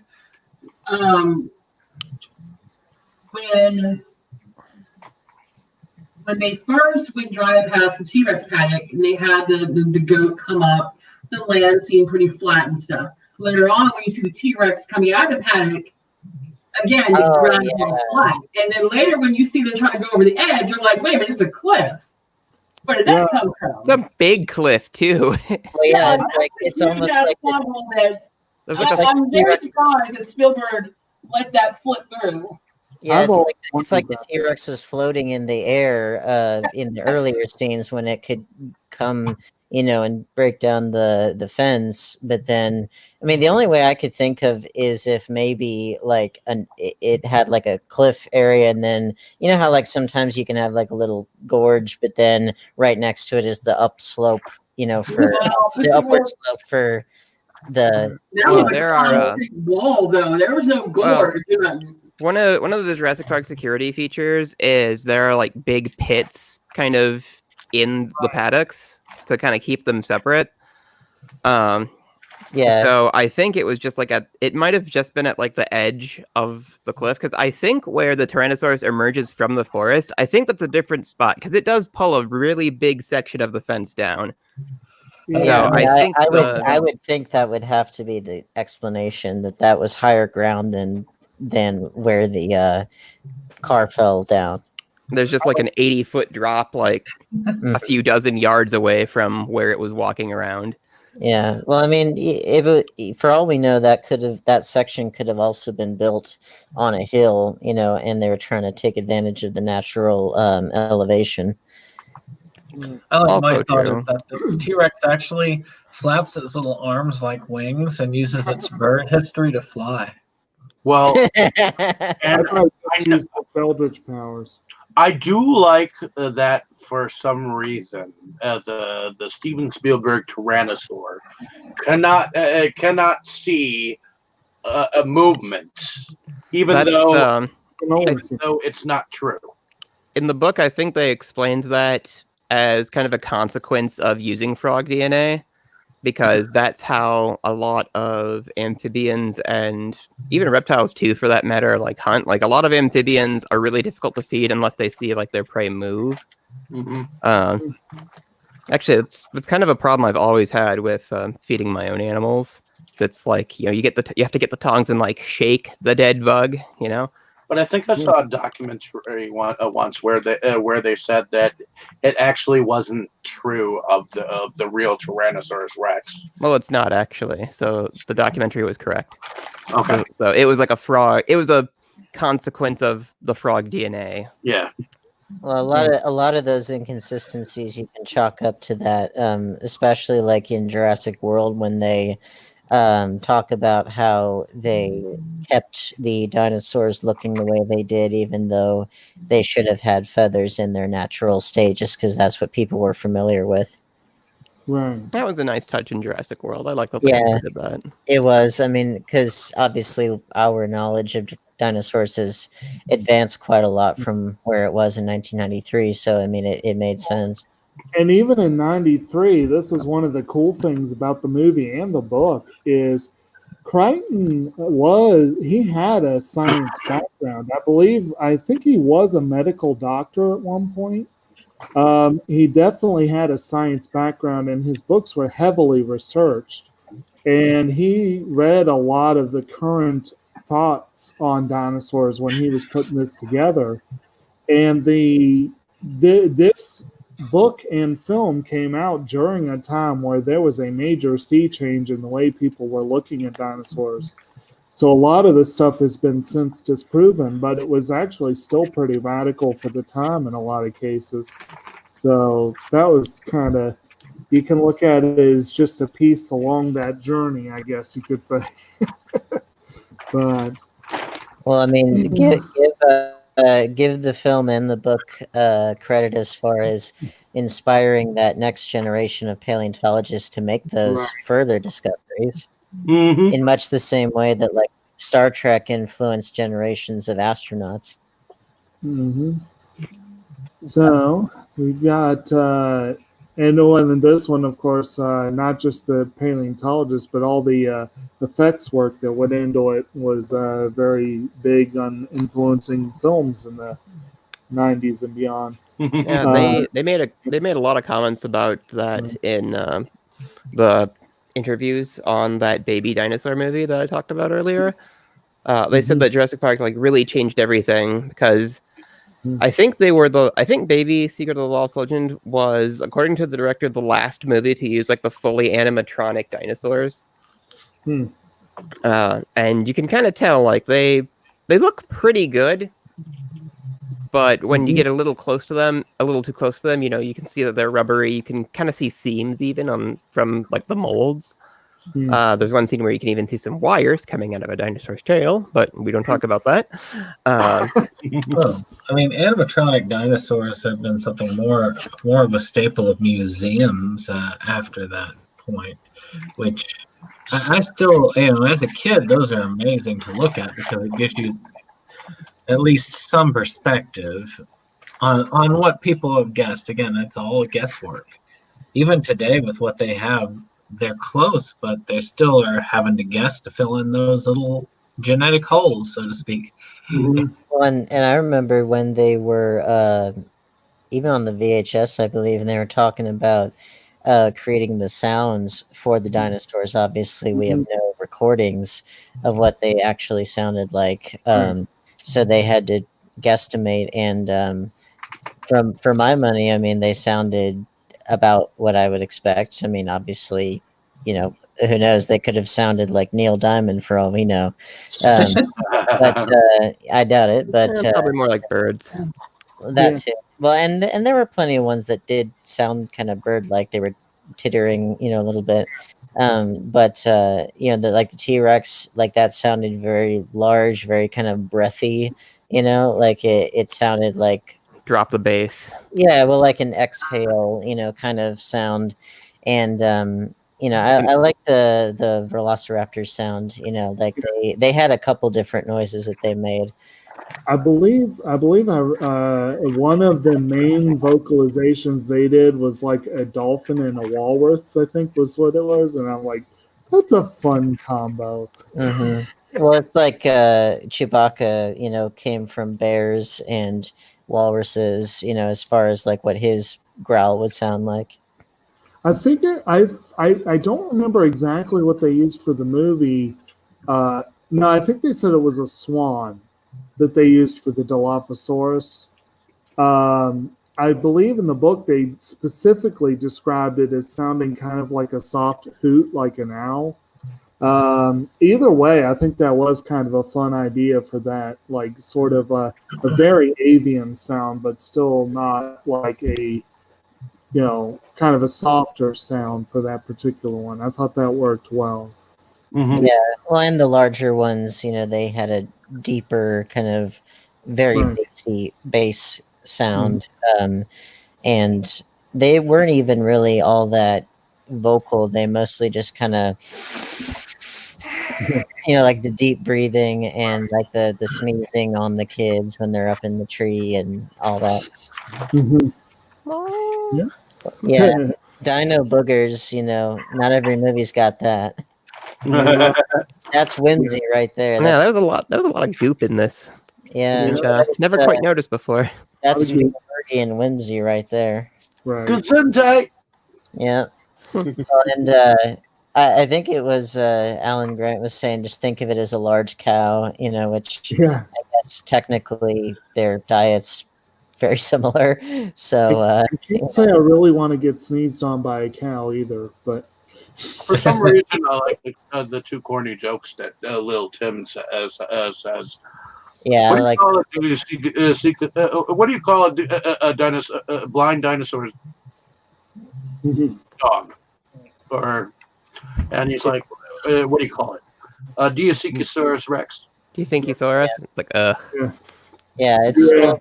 what's great about that though is that they're bonding with him, he's bonding with them, and there's a little bit of levity from all the craziness that we saw, which that actually reminds me, as they are back at base camp trying to get the power back on, we're forgetting the fact that this movie has a pre-Pulp Fiction Samuel L. Jackson before he Yeah. was a major star. Mr. Arnold. yeah, he was just like a character player, wasn't he? Yeah, he was a bit player. He wasn't really a star yet, but he's very memorable. John, we can't get Jurassic Park back online without Dennis Mitchell. Yeah, Dennis Nedry, good for. yeah. Well, it's And of course, his catchphrase for this one: "Hold on to your butts." yeah. I And then, never. say the magic word. I hate this hacker crap, and it's like, That was like a total dick move for him to have that on the computer. Which that's just awesome. That was like, I guess that might have been before the term trolling, came into existence. Oh, he was definitely a troll. It was no. Oh yeah. Well, I mean, that's that. As far as trolls go, that's a pretty good one. But yeah, that always stuck out to me, and the whole thing where they're trying to get the power back on, it did kind of remind me of like Dino Crisis, or rather, what would influence Dino Crisis, which if I'm not mistaken, it was sort of like Resident Evil but with dinosaurs, and play it. yeah, I didn't either, but that's kind of what I understood, and it was made by Capcom, but but it has that very kind of claustrophobic feel, so it's a nice change of pace from the open vistas that we see in the rest of it. And we also have Timmy getting electrocuted, which was That's a surprisingly tense scene. Well, actually, yeah, and let's back up for a moment because we didn't really talk about everything during the T-Rex attack. We didn't talk about. There's a lot going on during that scene. Yes. Yeah. Grant tries to distract the T-Rex with a flare, And it kind of works. It does work until Malcolm does the same damn thing and ends up having to run from it. And of course, Malcolm is attacked, and Gennaro is no more. Well, so when the T-Rex first appears very dramatically, like they notice. This is kind of touched on more in the book, like, and it's only kind of like a quick shot in the movie. But there's a moment of horror in the book where they realize the dinosaur is touching the fence. The fence isn't on. Yeah. Like we see the T-Rex's hand kind of like ping off of the 10,000 volt sign. But pretty much, all of a sudden the goat is gone. A piece of the goat falls on the car. They see the T-Rex in its full, incredibly frightening animatronic glory. Right. And Gennaro just freaks out and runs and hides in a nearby bathroom that's just like on the tour route. And well, you gotta go. That was funny. Well, and but you noticed he was like, he was sitting down, but he still had his underwear on, and it was like you would think that you would be evacuating your bowels like crazy in that situation. Well, he was just hiding in there. He thought it was safe in there. He thought it was safer in there. Yeah. Well, I mean, if that were anybody else, like a normal person, I would think that you would, if you didn't get on the toilet right away, you'd have to clean yourself off from that. And then your own big pile of shit to deal with. No, in all of fairness, course, Lex starts freaking out. He left us. He left us. no, in all fairness, if he had Huh? timed things better and kept as quiet as possible, that probably would have been the safest place. The T-Rex couldn't see him moving, so there you go. Of course, this is where Lex does something very, very stupid. Yes. As she goes and pulls out this big ass flashlight God! and flashes it all around, and you'd think because both of them are nerds, at least Tim would have told her something about the Tyrannosaur, where his vision is based on movement. He does try to tell her to turn it off, and for some reason, neither of them can find the off switch. Crap out of me. I'm sorry. Shut up, bitch. Yeah, I was actually rooting for the dinosaur versus the children at that I point. was doing some cussing. I was like, this stupid bitch, right? I was thinking lunch. Oh, I'm so mad. I mean, God forgive me for cussing about a child like that, but she got on my nerves. I mean, I could see it, but I think they're some of the least annoying movie kids that I've seen in comparison to others. I've seen worse. I liked we also forgot after the car goes over the edge, then when Laura Dern and everybody, when they go to investigate and they have to run away from the T-Rex, they have the famous must go faster, that whole thing. Well, you have Dern goes out, or Sattler goes out with, we haven't really talked much about Robert Muldoon. He is the game warden on the island. He was a big game hunter in Africa before being hired. He's very much a pragmatist. He knows the animals. And actually, one of the early scenes that we skip that I enjoyed is the one where they go to look at the Velociraptor paddock, and against Hammond's Velociraptor jail. Yeah, exactly. Against Hammond's insistence, and Muldoon shows up. They should all be destroyed. And starts talking to Grant, and you hear them having this background while Hammond's trying to be all cheery with everyone else, while meanwhile the raptors are eating a cow.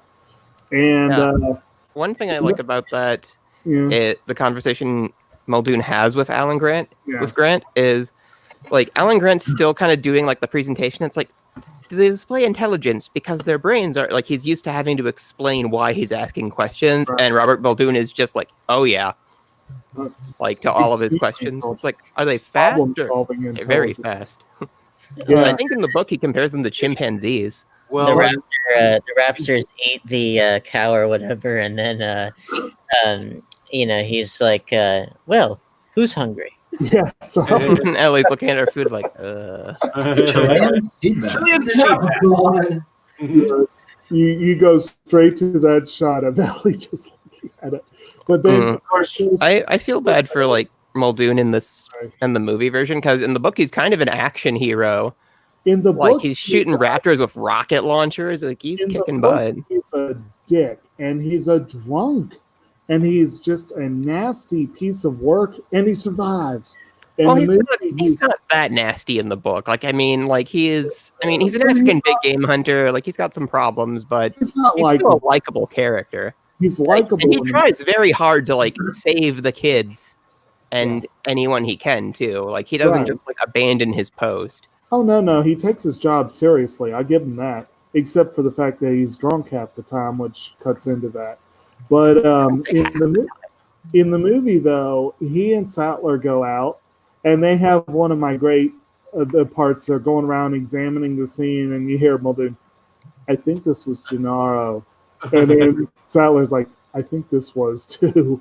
It's like me. Y'all know me. Y'all know I don't love my gore all that much like y'all do. I love this approach to it. Like, something nasty happened to Gennaro. You don't really need to show it. Just that little bit of dialogue. It's a great way to do it. Well, Plus we the- see it like Mhm. basically swallow him. Yeah. Well, and Take plus forward. the severed arm, like that's like the goriest you get. Right. Which, I'm sure if this movie had been done, actually, one of the people who might have possibly done the movie would have been James Cameron. He's come right out and said, "If it's a good thing Spielberg did it, because if I did, it would have been much, much darker." Yeah. At one point, Tim Burton was pretty dark too. Yeah. But and I will say, and I've said this all along, the book is much, much darker. It's a full-blown horror book. And I would love to see an adaptation that gets the tone of the book. I would love to see that one day. But I'd almost like to see it as a mini series, like maybe like an 8-episode series or something. I think that'd be awesome. That would be cool. We haven't really had many human dinosaur TV shows, have we? We've had The many. Lost World. We've had what is it? The Land of the Lost. Both the series, the Sid and Mary Croft series, and the '90s series. And we've had dinosaurs as a sitcom. Flintstones. Count. But yeah, I mean, I think there's plenty of room there for considering that we've had Game of Thrones, which has all kinds of dragons and stuff. It's like, why don't we do something like that, like a dinosaur and human show together? And I'd almost like to see it as an animated series. That could be, depending on who does it. But Or like I'm thinking like like you said, a full blown horror thing. right. So when the movie came out and there was that blitz of Jurassic Park figures, a lot of them came with little collector cards showing like different scenes, and a lot of those could have probably been made into a pretty exciting series. So there's divers confronting plesiosaurs. There's Alan and Ellie, both holding shotguns surrounded by velociraptors. There's they're on the river being attacked by pteranodons, which was a big set piece from the book that they left out, probably for budgetary reasons. Well, Jurassic Park 3 kind of remixes a lot of scenes from the first two books and uses them to tell its story. So all the pterosaur stuff in Jurassic Park 3, a lot of it was lifted from the first book. And the third one was directed by Joe Johnston, who would later go on to do Captain America: The First Avenger. Oh, really? Sweet. Yeah, well, and prior to that, he had done The Rocketeer and Jumanji. Oh, Yes. hell yeah. Actually, speaking of Good alternate record. takes, last week, I believe, was our discussion of Rock and Roll High School and Rock and Roll High School Forever. We talked briefly about Joe Dante, who was brought in to pinch hit a handful of scenes because of the director's exhaustion in the first film. Mm-hmm. He apparently was one of the people in contention to direct Jurassic Park, as were Richard Donner and Tim Burton. Yeah. Do you imagine any one of those Tim films? Burton's I would Jurassic Park. love to Holy have shit. seen.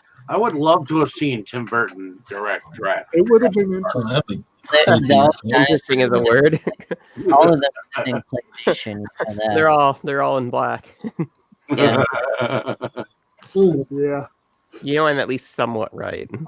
Well, yeah, and again, they would have all been claymation, and in fact, prior to the CGI being finalized, they were looking at doing claymation, but the CGI just turned out better, and Ray Harryhausen said that was the future Mm-hmm. because Spielberg had showed Ray Harryhausen the early tests for the dinosaurs, and he was just so blown away. So I believe that we're just after the part where Robert Muldoon and them have just picked up Malcolm in their vehicle, and of course they have that must go faster scene. And Hold on. shortly after that, Well, during the T-Rex attack, the car and Alan and the kids get pushed over that cliff, and so it's kind of weird that I don't know what the time difference is, but somehow Ellie and Muldoon are able to climb down to the bottom of that pit awful fast, to, check the car, and it's if Alan and the kids had waited at the car for maybe a half hour, they might have gotten picked up. Yeah, I think they wanted to get the hell out of Dodge. I mean, I don't blame them at all, but at the same time, it's kind of well, the car did fall straight after them. I mean, would you want to stay inside underneath that dungy Jeep? Even though it would stay inside the ruined car. You stay near the ruined car in case they come looking for you. Actually, there we go. Grant and Lex, of course, get down using the ruined fence, but Tim gets thrown over in the car, and Grant has to go up after him, and that is another tense sequence where I always kind of wondered why they went straight down and didn't try to go the other side of the tree, but that's would have been less tension, I'm sure. And you know what? Tim is the one that they pick on the most in here, because not only does he get thrown out in the car, he throws up, and then later he gets zapped by that 10,000 volt fence. So Tim takes a real beating in this movie. There's that fun moment though where they run down the tree ahead of the car, which is slowly falling down as the branches are snapping beneath it, and then the huge roots stop the car from landing directly on them, but it still tips over, and Tim's like, "Well, we're back in the car again." Yeah, that was funny. Buster Keaton moment where the smash part of the car Right. doesn't crush them. Here, guys, is it all right if I jump off just because I got some job calls tomorrow morning? I got laid off, and so now I'm trying to find another job. Yeah. No, I think that's fine. So yeah, well, not to be a party pooper, but I'm just. No, that's fine. thank you for Thanks for coming back. We're happy to have that you. way, I'd like to be back in the future. I just need to be bright-eyed and bushy-tailed for. I've got a decent amount of calls tomorrow, so. Most Thank definitely. you for coming. Yeah, thank you. Sorry to step out, but need to get my beauty sleep. Not a problem. We're so used to going so late. Yeah, 99. we're definitely going into overtime for us. We should probably be moving forward at a quicker rate at this point. Correct. Right. Yeah, well, I'm gonna say goodnight to everyone. Night. Good night. Right. Right. Yeah, we have been going on for a while. Well, anyway, so okay, I'm gonna take control of this to try and steer this a little bit faster. So if you want, if I miss any scenes that you want to hit, Jake, just Okay. stop me. So we get our chase after they've. So Mhm. Ellie and Muldoon return from the T-Rex pit. And there's one good moment in that chase, not just the must go faster, but I always like the part where you see that little thing on the mirror, objects in the mirror. Oh my god, that's my favorite part. Nobody else remembers that, and I always have to explain it to people who are like, "What?"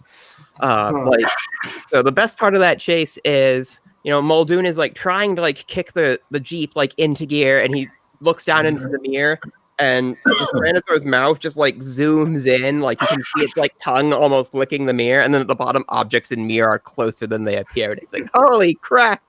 And it looks like it's like right on top of it.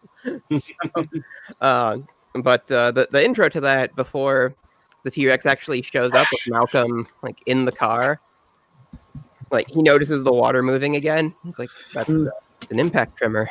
He's like, Fairly alarmed here. I guys. think the consequence of seeing this so young is that I ended up kind of incorporating a lot of Malcolm's dialogue into just my normal speech. Right. Very alarmed here. Like I say that all the time. I'm sitting here by myself, talking to myself. I say that much more than I should probably admit. But yeah, it's a pretty exciting chase scene that we get, and we now know that the T-Rex probably couldn't really do that kind of speed, like, because this is an animal that's very, very top heavy. Like, if it ran and it fell, it would probably kill itself. Like, it'd likely break every bone in its body if it tripped on something when it was running. Well, as they say in Meet the Robinsons, I have a very big head and very little arms. Someone didn't think this through.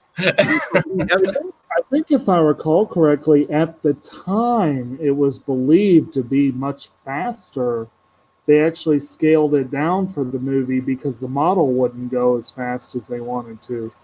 But it was, they believed that it could go faster. But like we said before, things have changed since then.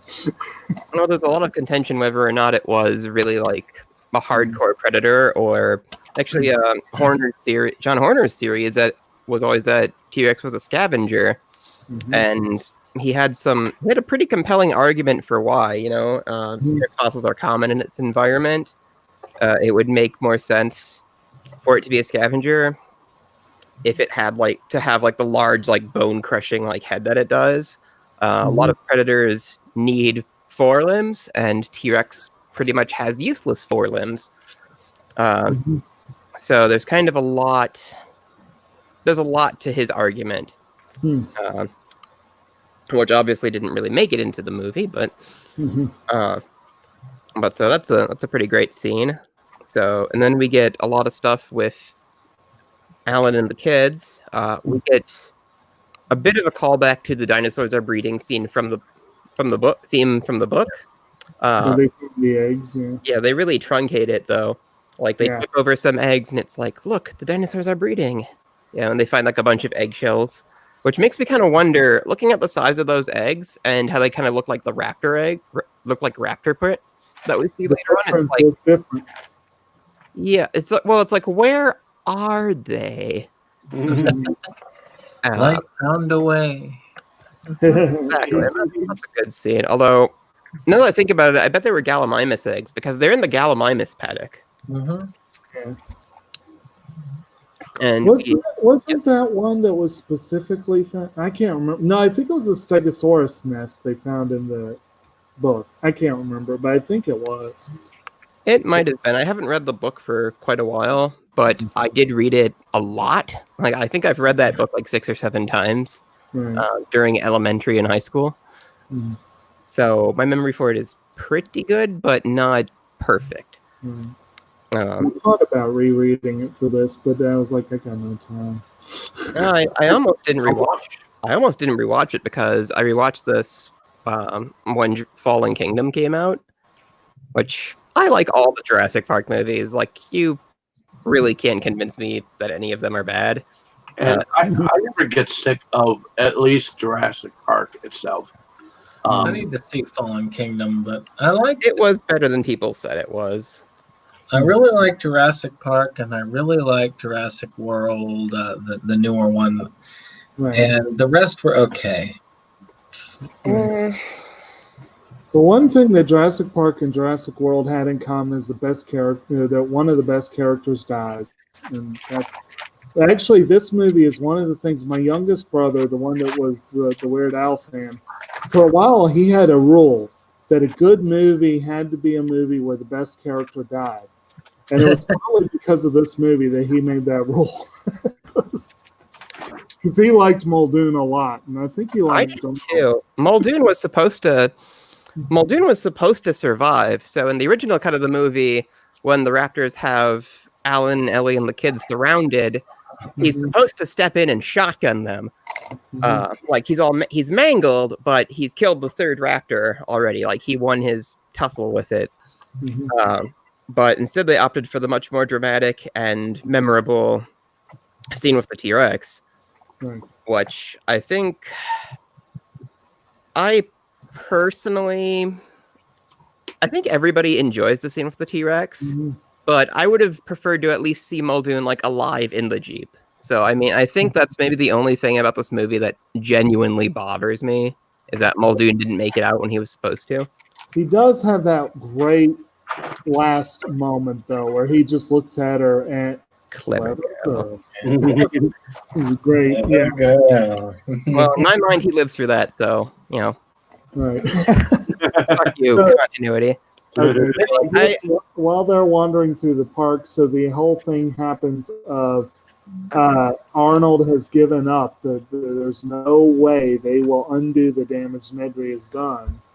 So Hammond's like, "Well, shut it down." And Arnold's like, "No."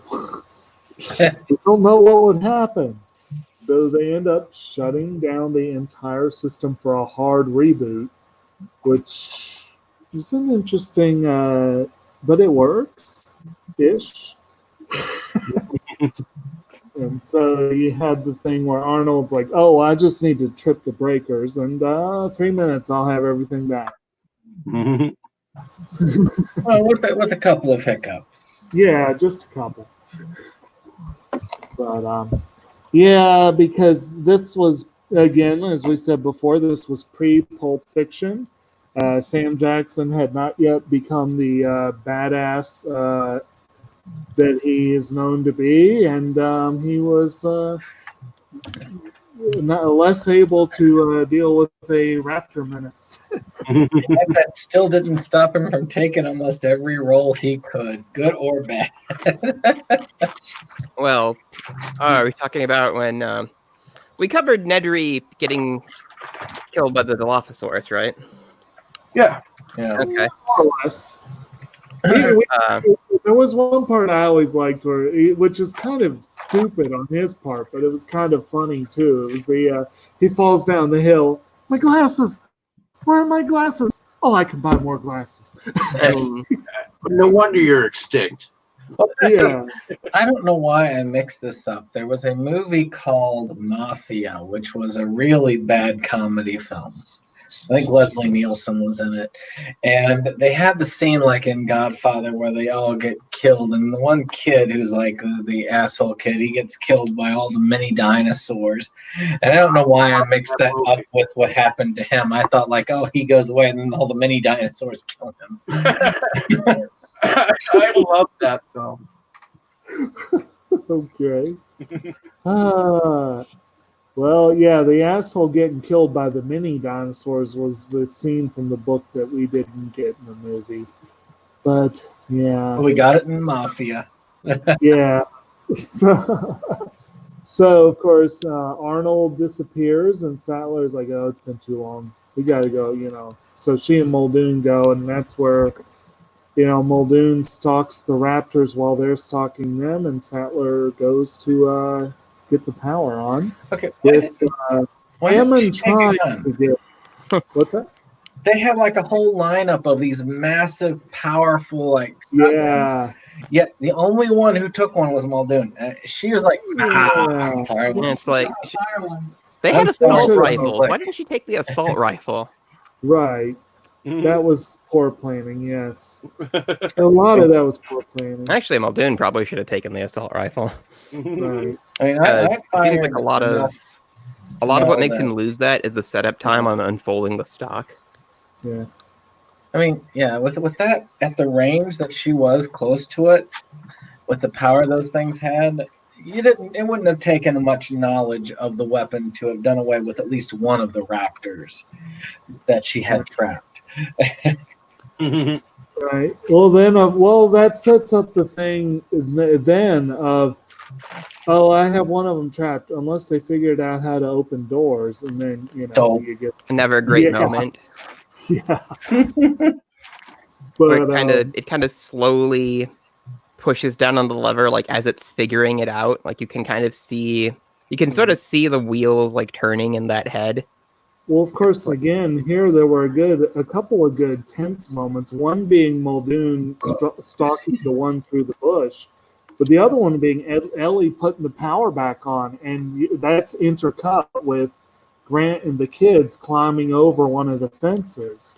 And you have that whole thing of Tim gets to the top and freezes like kids do. And yeah, he gets a little jolt. It's a pretty good shock. Yeah. You Lucky for I him, always- he's so far from the ground. And this is one thing where movies have evolved a bit. Is I mean, they haven't evolved as ton wise, but they have evolved a little bit more when it comes to being willing to kill a kid in a movie.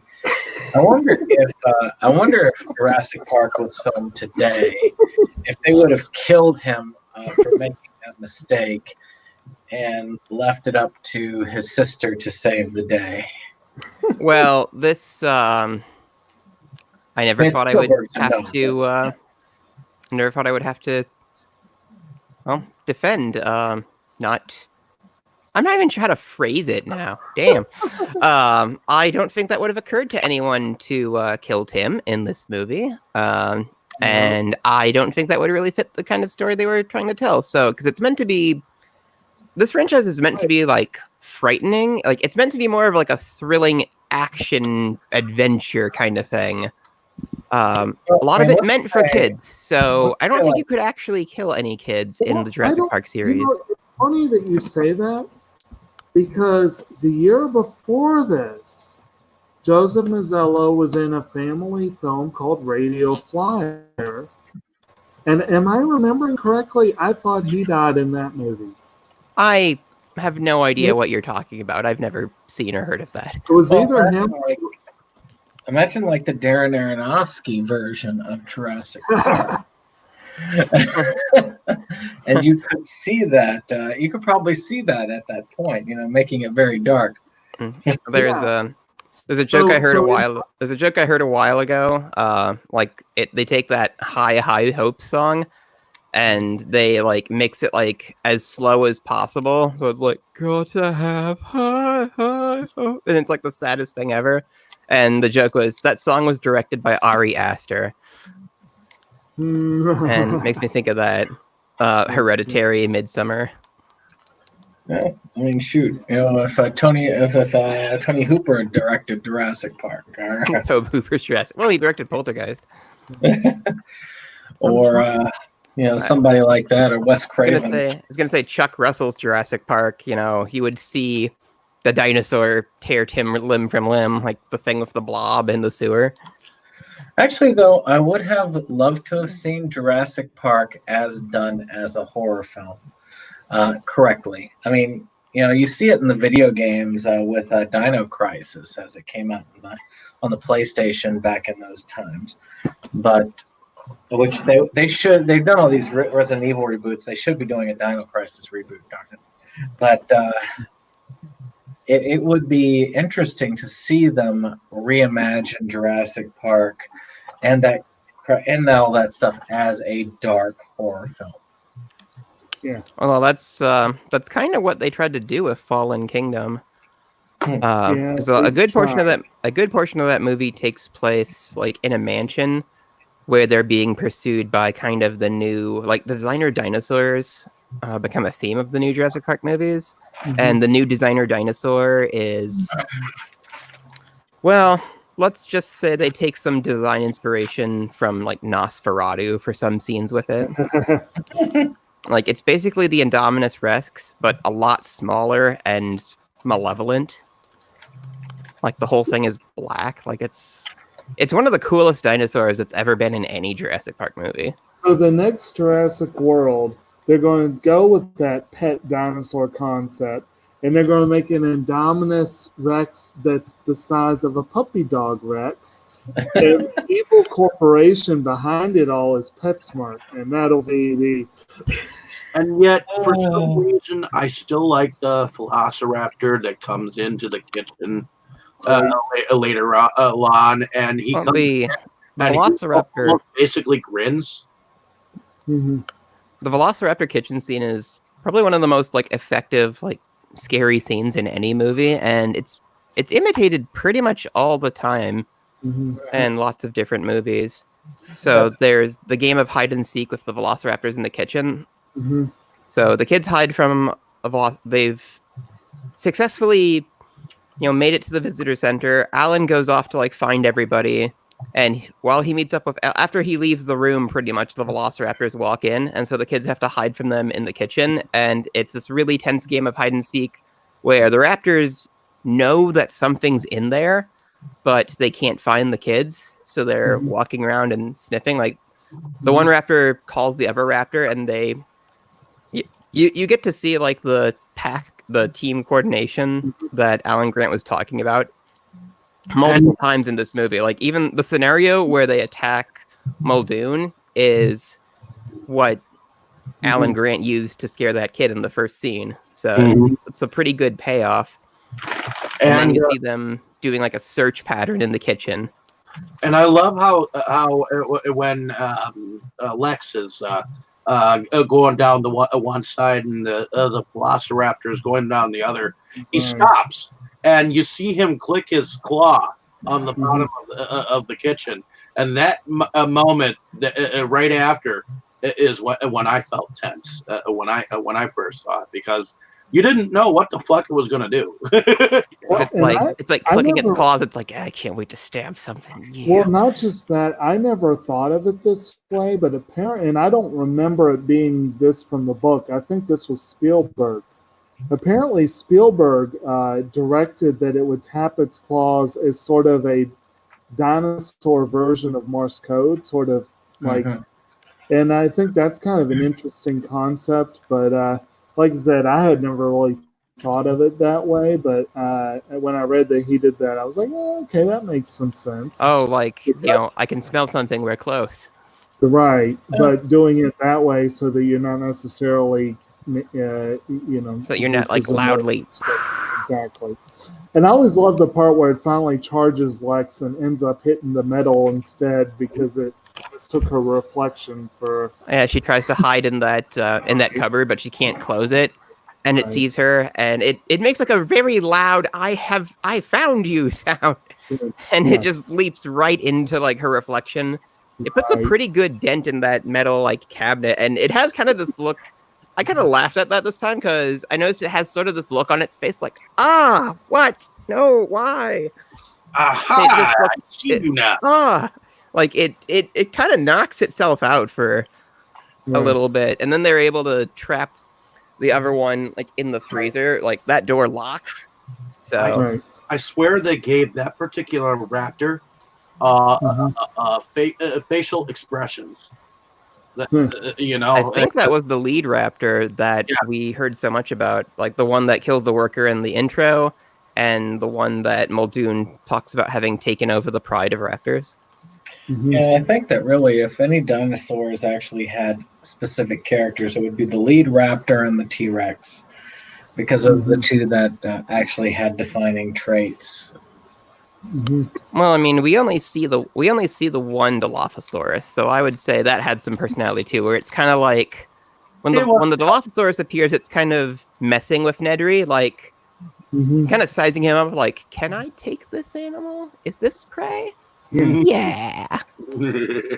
Yeah, Nedry would have been a good sized meal for a full size Dilophosaurus, but for that one, it was like, oh, I can eat this for weeks.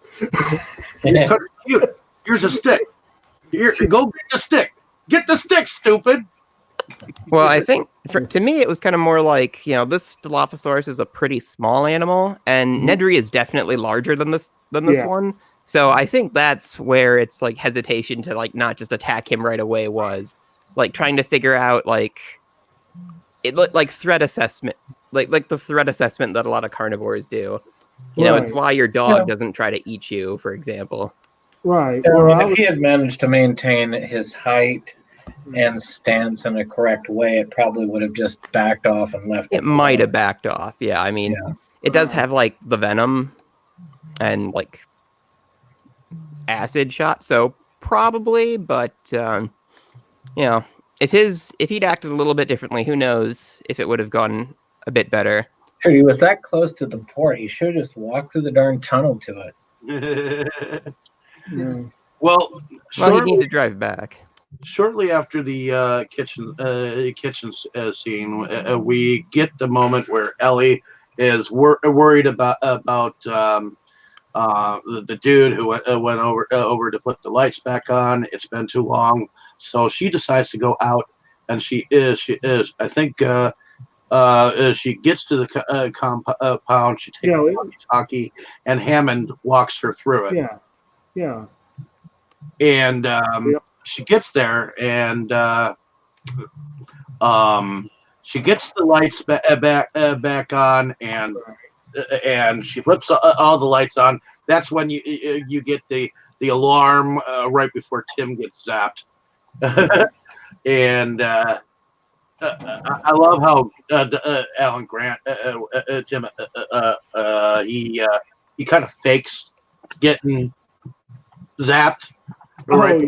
Oh yeah, Alan Grant is like messing with them at first because Tim's like nervous because they're nervous to like climb the fence. He throws a stick at it, nothing happens. He's like, well, I guess the power's out, and he puts both hands on it and pretends to get zapped. And he's like, ah, and it like freaks the kids out, and he's like, and Lex like, that wasn't funny. And then Tim, that was great. And then Tim's the one who actually does get zapped by the fence, and it's like, oh. Right. Who's up now, bitch? I kind of forgotten that, but that was one of my favorite moments when I was younger. I just thought that was funny. Big Tim, you piece of toast. Right. He does look a little fizzy after that. Yeah, a lot of stuff happens kind of simultaneously, so we're sort of bouncing around here. Yep. But I think that's okay because we are quite over time. Yep. We've lost cast members. It's taken so long. Really close. Oh, Mo never showed. I guess Mo couldn't make it either. Dang. No. I guess. But anyway, so we get kind of our last adventure with the Velociraptors. What's his name's arm falls down on Ellie. That was a pretty creepy part. And then when the Velociraptor came out from the bars, that's the first really good look at the Velociraptor that you get, and it woof. My mom like almost passed out. My mom is, my mom is like a total wimp on, well, everything really. And she did not handle that particularly well.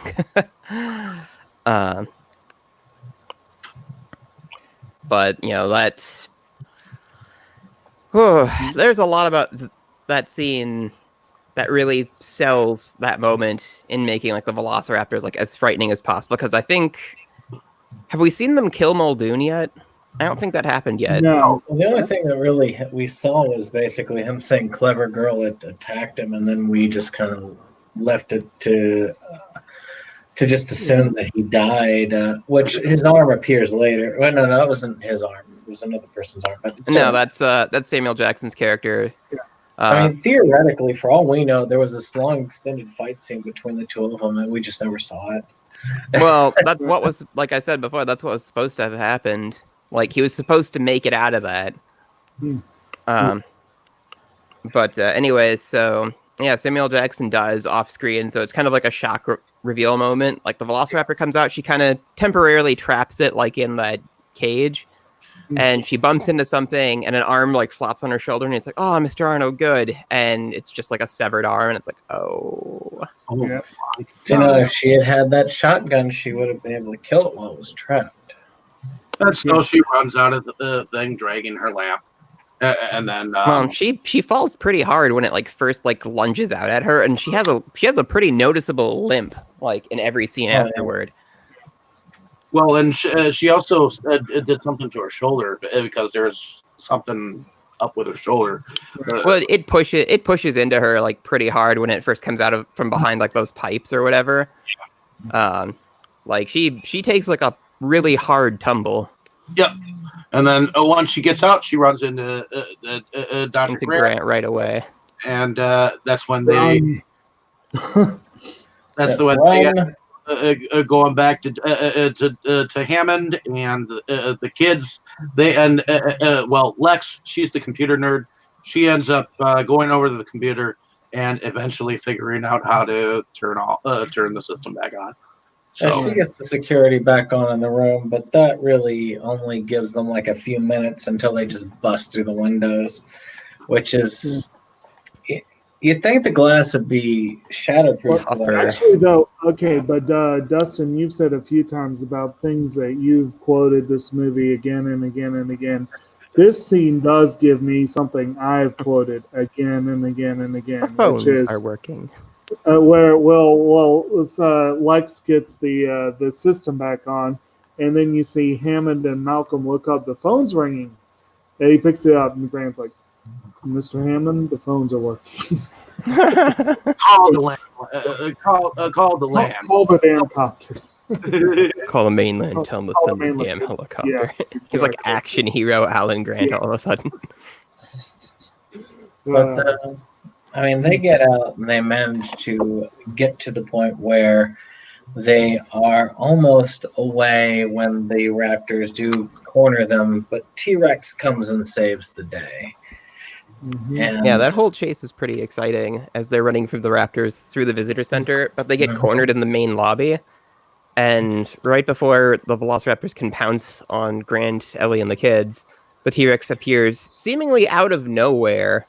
Well, technically, yeah, out of nowhere, and nails one of the Raptors like mid-jump, and they use the confusion to escape.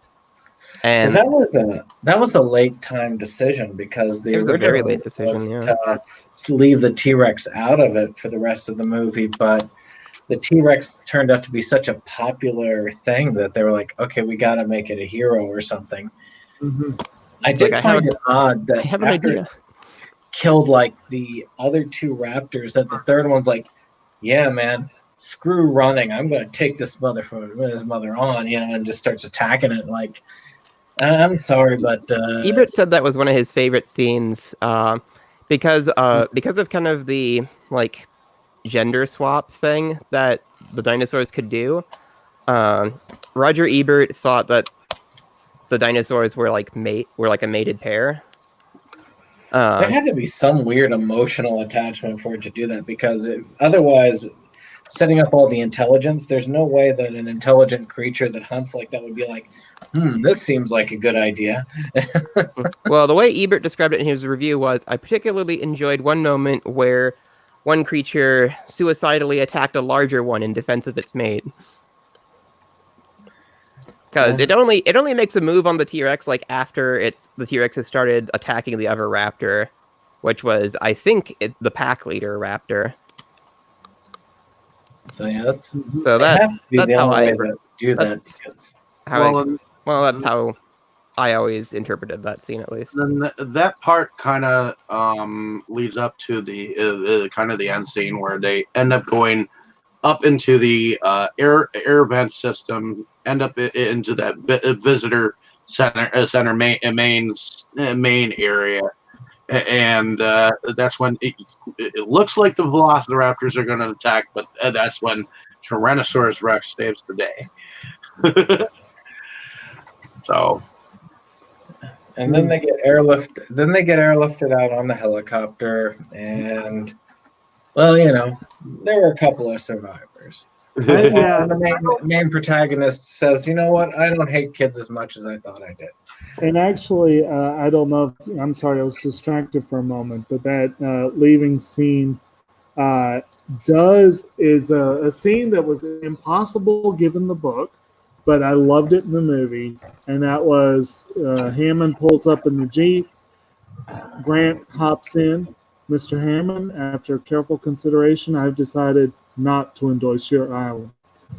I've decided So not to endorse your park. Yeah. And then Hammond just really solemnly, so have I. Now, of course, we got to talk about his fate in the book. Hammond, the douchebag in the book, falls down a hill because for some reason he's out wandering. I can't remember why. He falls down a hill. He's basically pissed that everything has gone so wrong, on what was supposed to be his moment of triumph. Yeah. And so he basically goes for a walk outside to kind of cool off, and he trips. It's pretty much what happens. Leg, and the precompsognaathids do him in, which they're left out of this film, but they're mentioned repeatedly in the book, and they're brought in for the next movie. But they were the little guys, the mini dinosaurs, and they had a paralytic venom, and they used it to kill sick and injured animals and eat them at their leisure, which is what they do to Hammond. It was a great ending for the character in the book, but it would not have been pleasant in this film, given that we like him. No, you can't do that. You couldn't do that in this book. In this movie. But I want to see it done. Yes. I want to see it done in the horror version, though. Well, we all know what happened in Mafia.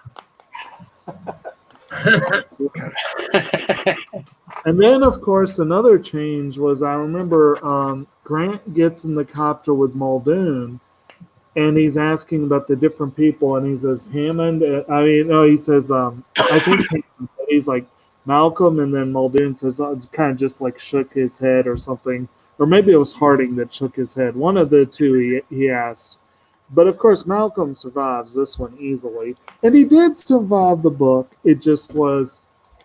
I like the opening of the book, though. It was something like, contrary to what you all have heard, I have not died, or no, sorry to disappoint mathematicians all over the world, but I'm not dead, or it was something like that. It's like, yeah. Well, in any case, I think we've gone through much of the special effects throughout the discussion. I will say this for special effects. I was holding this till we got there, which took longer than I wanted it to. Yeah, sorry about that. I liked how they progressed, and there was a historic factor from switching to the computer-generated effects from the claymation or stop-motion type effects. And one should definitely acknowledge the history of claymation and stop motion when it comes to dinosaur movies and dinosaurs depicted and filmed prior to this. Particularly King Kong, which was a huge inspiration when it comes to Spielberg. And that scene where King Kong wrestles the T-Rex in that original film holds up very well even to this day because of the medium used. It was only because of the fact that it was such jerky motion that we led to the computer animation, and the fact that it was used here, leading to all of the major advances in computer animation to this day. Mm-hmm. It is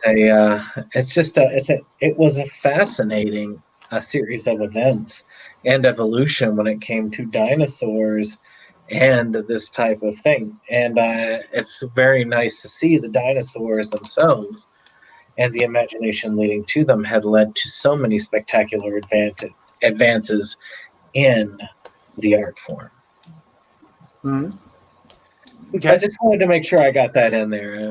Anyone else have anything else to say about the special effects before we move on? It's more of a character thing, at least for me. I like Alan's progression for in the beginning, like, kids suck. I don't like kids. I don't want kids. But and then by the end of the movie, like, he's completely grown on that, and it's like, yeah, I think I do like kids now. And there's kind of like a quiet moment of like acknowledgement between like him and Ellie. And there's a meme that I think I mostly agree with. Like, one of the thing that Jurassic Park 3 maybe did like the most wrong was that they don't end up together. And there's a meme I saw where they take screenshots from like the scene where Grant is like meeting Ellie's husband, and it's like, "Hello, Dirk Diggler," or whatever that guy's name is. I am Alan Grant, husband to Ellie Grant. You are our accountant. How are you doing? I am well. May I have dinner with you, Alan Grant, and your wife, Ellie? No, you may not have dinner with me, Alan Grant. Get out. Better than the dream sequence with the talking velociraptor in the second movie. That's in the third movie. Our third movie, they all blend together for me. Well, let's talk about the music. All right, that's what I was waiting for. What did we think about the music behind the film? It's pretty awesome. I thought so too. Some of John Williams' best work. It is. It is very definitely one of the most iconic. It is one of the most iconic scores ever made, and it just fits perfectly for the film. I mean, it's great. John Williams has that ability to create a very memorable score and then double down on it later on. Yep, he does. But he did create memorable scores. I mean, shoot, Star Wars, Indiana Jones, Home Alone, for goodness sake. But that's the thing. He creates stuff that is identifiable with the movie. He just milks it afterwards. But this one, it does lead to one of my biggest questions about this one, and it's one of my most personally irritating examples of a very clear use of politics when it comes to the Oscars. This film was nominated for 3 awards and won every single one. They were in the sound and effects categories, but it was not nominated for the music. That's strange, given John Williams' pedigree. The thing is, it's the same year he also scored Spielberg's Schindler's List. And I'm convinced they only submitted one because they wanted Schindler's List to win. But that is some bullshit. Because Schindler's List has an awesome score, but it's not as iconic as this one is. I think if they had gone head-to-head, Schindler's List would have still won politically, just because that's how the Oscars work. But I still think it was robbed of having the nomination. Okay. Moving on to, is there anything else that we want to talk about from this film? Oh, man. So I think the reason that this episode went so long is because the way we do our show is we talk about everything we like. And with this movie, there is pretty much nothing there is pretty much nothing not to like. Hey, it brought back cast members we thought were long gone. Yeah. Well, I did not know who was going to show up and who wasn't. I'm glad that Dane did. He got to have some say so, and this movie is iconic. So I think there is a lot to talk about. I mean, we could go on and on and on for hours on this. But, it could keep going. Okay. But I do think that favorite scenes will come to mind at this point. Yes. And I will lead off. Okay.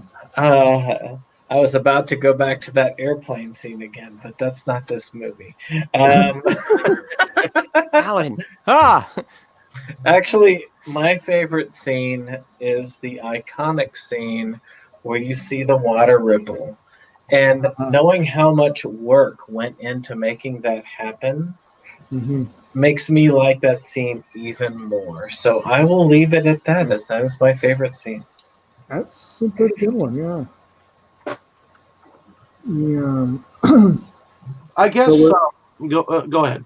Well, I was going to say, so I guess I was temporarily, there was a glitch, but I'm guessing that's what we're on now as favorite scenes. One line that I overlooked, that we passed by, again, that scene where they have the round table with everyone talking about their thoughts of the island, and Hammond eventually blows up, like, the only one on my side is the lawyer, But that one had I think one of the best lines from Malcolm and the whole thing, and that was the where Hammond is all defensive, and he's like, "Our scientists have done something no one else has ever done before," and Malcolm's like, "Yeah, well, they were so preoccupied with whether or not they could, they didn't stop to think they should." And I'm like, to me, that's the entire story in a nutshell, really. I mean, he kind of summed up the whole theme there, and it is just a good line in general. Genetic engineering is the most powerful discovery of the 20th century, and you're wielding it like a kid who's found his dad's gun. Right, exactly. And I'll tell you the problem with scientific power that you're using here. It didn't require any discipline to attain it. And of course, you read it on the shoulders of giants, and you didn't earn the knowledge for yourselves, so you didn't take any responsibility for it. You stood on the shoulders of giants. Yeah. See, again, it's so quotable. Yeah. Scientific advance through history has always been wrought by destruction and death. Right. Most of our scientific advances, science has had the most leaps and bounds during periods of profound tragedy and violence. Right. Mostly wars. So, keep that in mind when we think about these things. And this whole thing was pared down from a considerably longer speech. But yeah, that was, that line really stood out to me. And again, some of the stuff we've mentioned here, there, and everywhere. I love the part where he says, you do eventually plan to have dinosaurs on your dinosaur tour. And then again, yes, that part with the rippling water and the footprint. And like you said, now that I know more about what went into it, I appreciate it even more. So it's like, yeah. Yep. Next. Alrighty. I think on that note, ladies and gentlemen, we will close with our final statements of who we are and because I think we said all of our favorites all throughout, didn't we? Yeah, we kind of did. I mean, unless Dustin, you wanted to. I can't quite think of anything I didn't really talk about already. So I think we're actually good. I think my most favorite scene is probably the kitchen scene. I get a kick out of that original kitchen scene, even though I love I love the part where the guy gets eaten out of the toilet. I'm sorry, but that is just so perfect. He goes straight for him. Oh, and tears the best end to the lawyer. The blood-sucking lawyer. Anyways. But on that note, ladies and gentlemen, why don't Brandon, you tell us a little bit about yourself and what you do so that we can wrap this up here. Well, I will tell you what I do, and then I am gone. So I am Septum Sin of Septum Sin versus the World, of course. So we are all about the physical media here, and we love all the aspects of collecting that, and that can be CDs, DVDs, Laserdisc, though none of us have gotten into that, and various other formats. Matter of fact, I just filmed a segment on video games for next week's pickup. So we cover a lot of the forums because we do appreciate the art. And at this time when servers are overloaded, sometimes it is great to be able to stick a disk in a machine and not have to worry about any of that buffering going on in the background. We have been hampered, of course, by technology. I've gotten a new computer with the camera being a lot less effective, but I have ordered a replacement. And we have been making do with the blurry pictures. But we have a fresh crop of reviews upcoming with edits. And on top of that, we have been instituting a new quarantine staple, which is every Monday at 8:00 p.m. we do just free-form discussion where we just enjoy each other's company and talk about movies and media.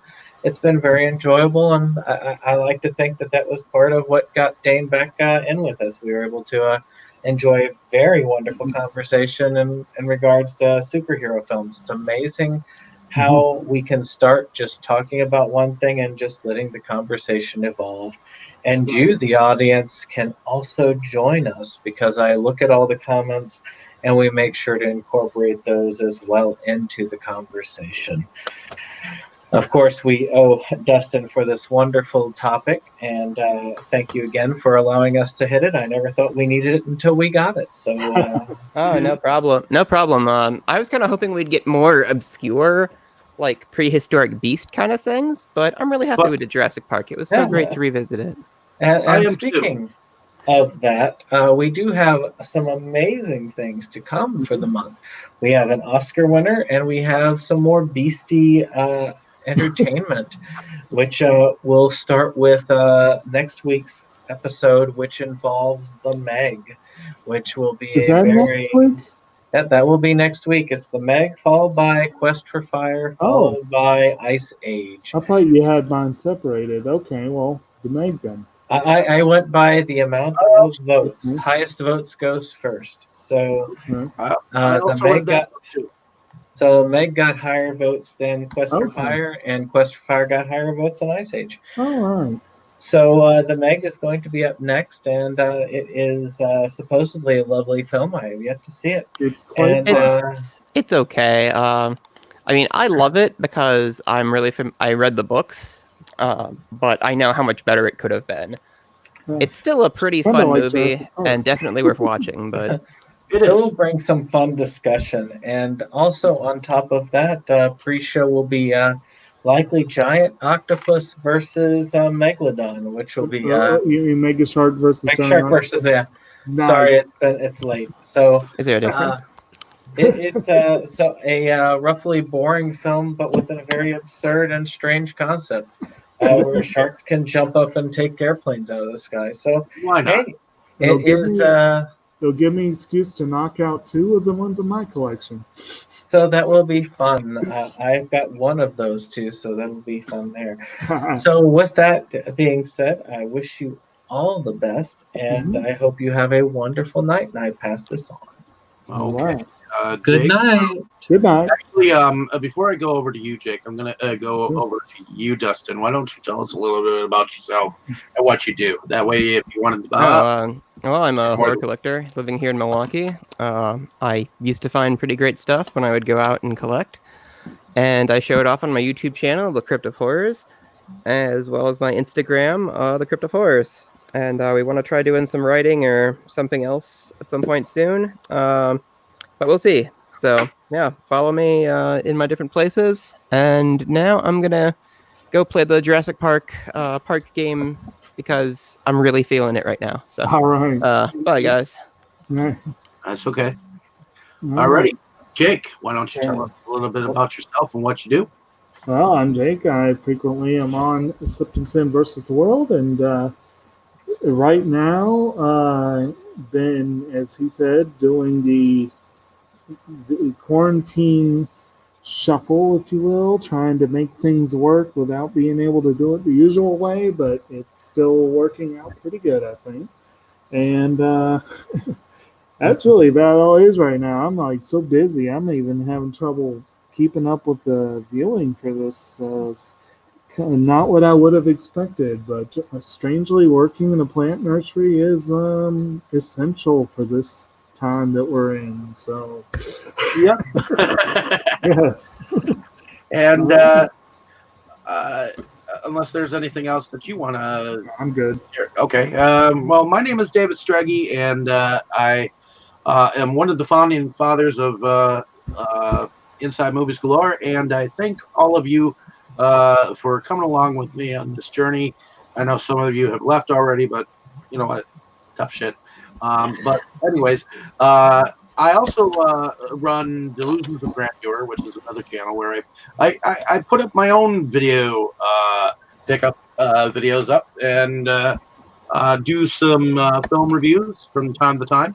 So definitely check some of those out. I just recently had an interview with a director of some horror films that are coming out, and of a film called The Eternal Code. He also used to be a fighter called Harley the Swede. So definitely check out that interview that I did with him. That's right now up on my on the Inside Movies Galore channel.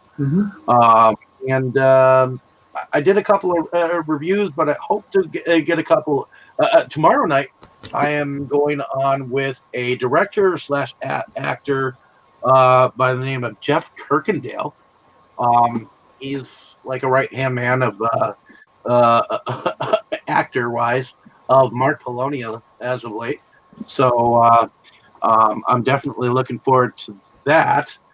I'll probably be possibly canceling my video talk with my Croatian friend tomorrow so that I can prepare for this. So sorry, but next week I will definitely be doing some interesting stuff, including watching a shark movie. So good time.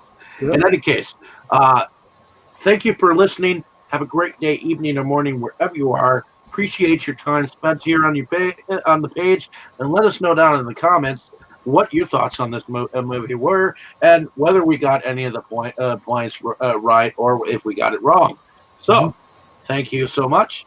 Enjoy this lovely time we've been having either off or on at work and during this pandemic, and stay safe. All right. All righty.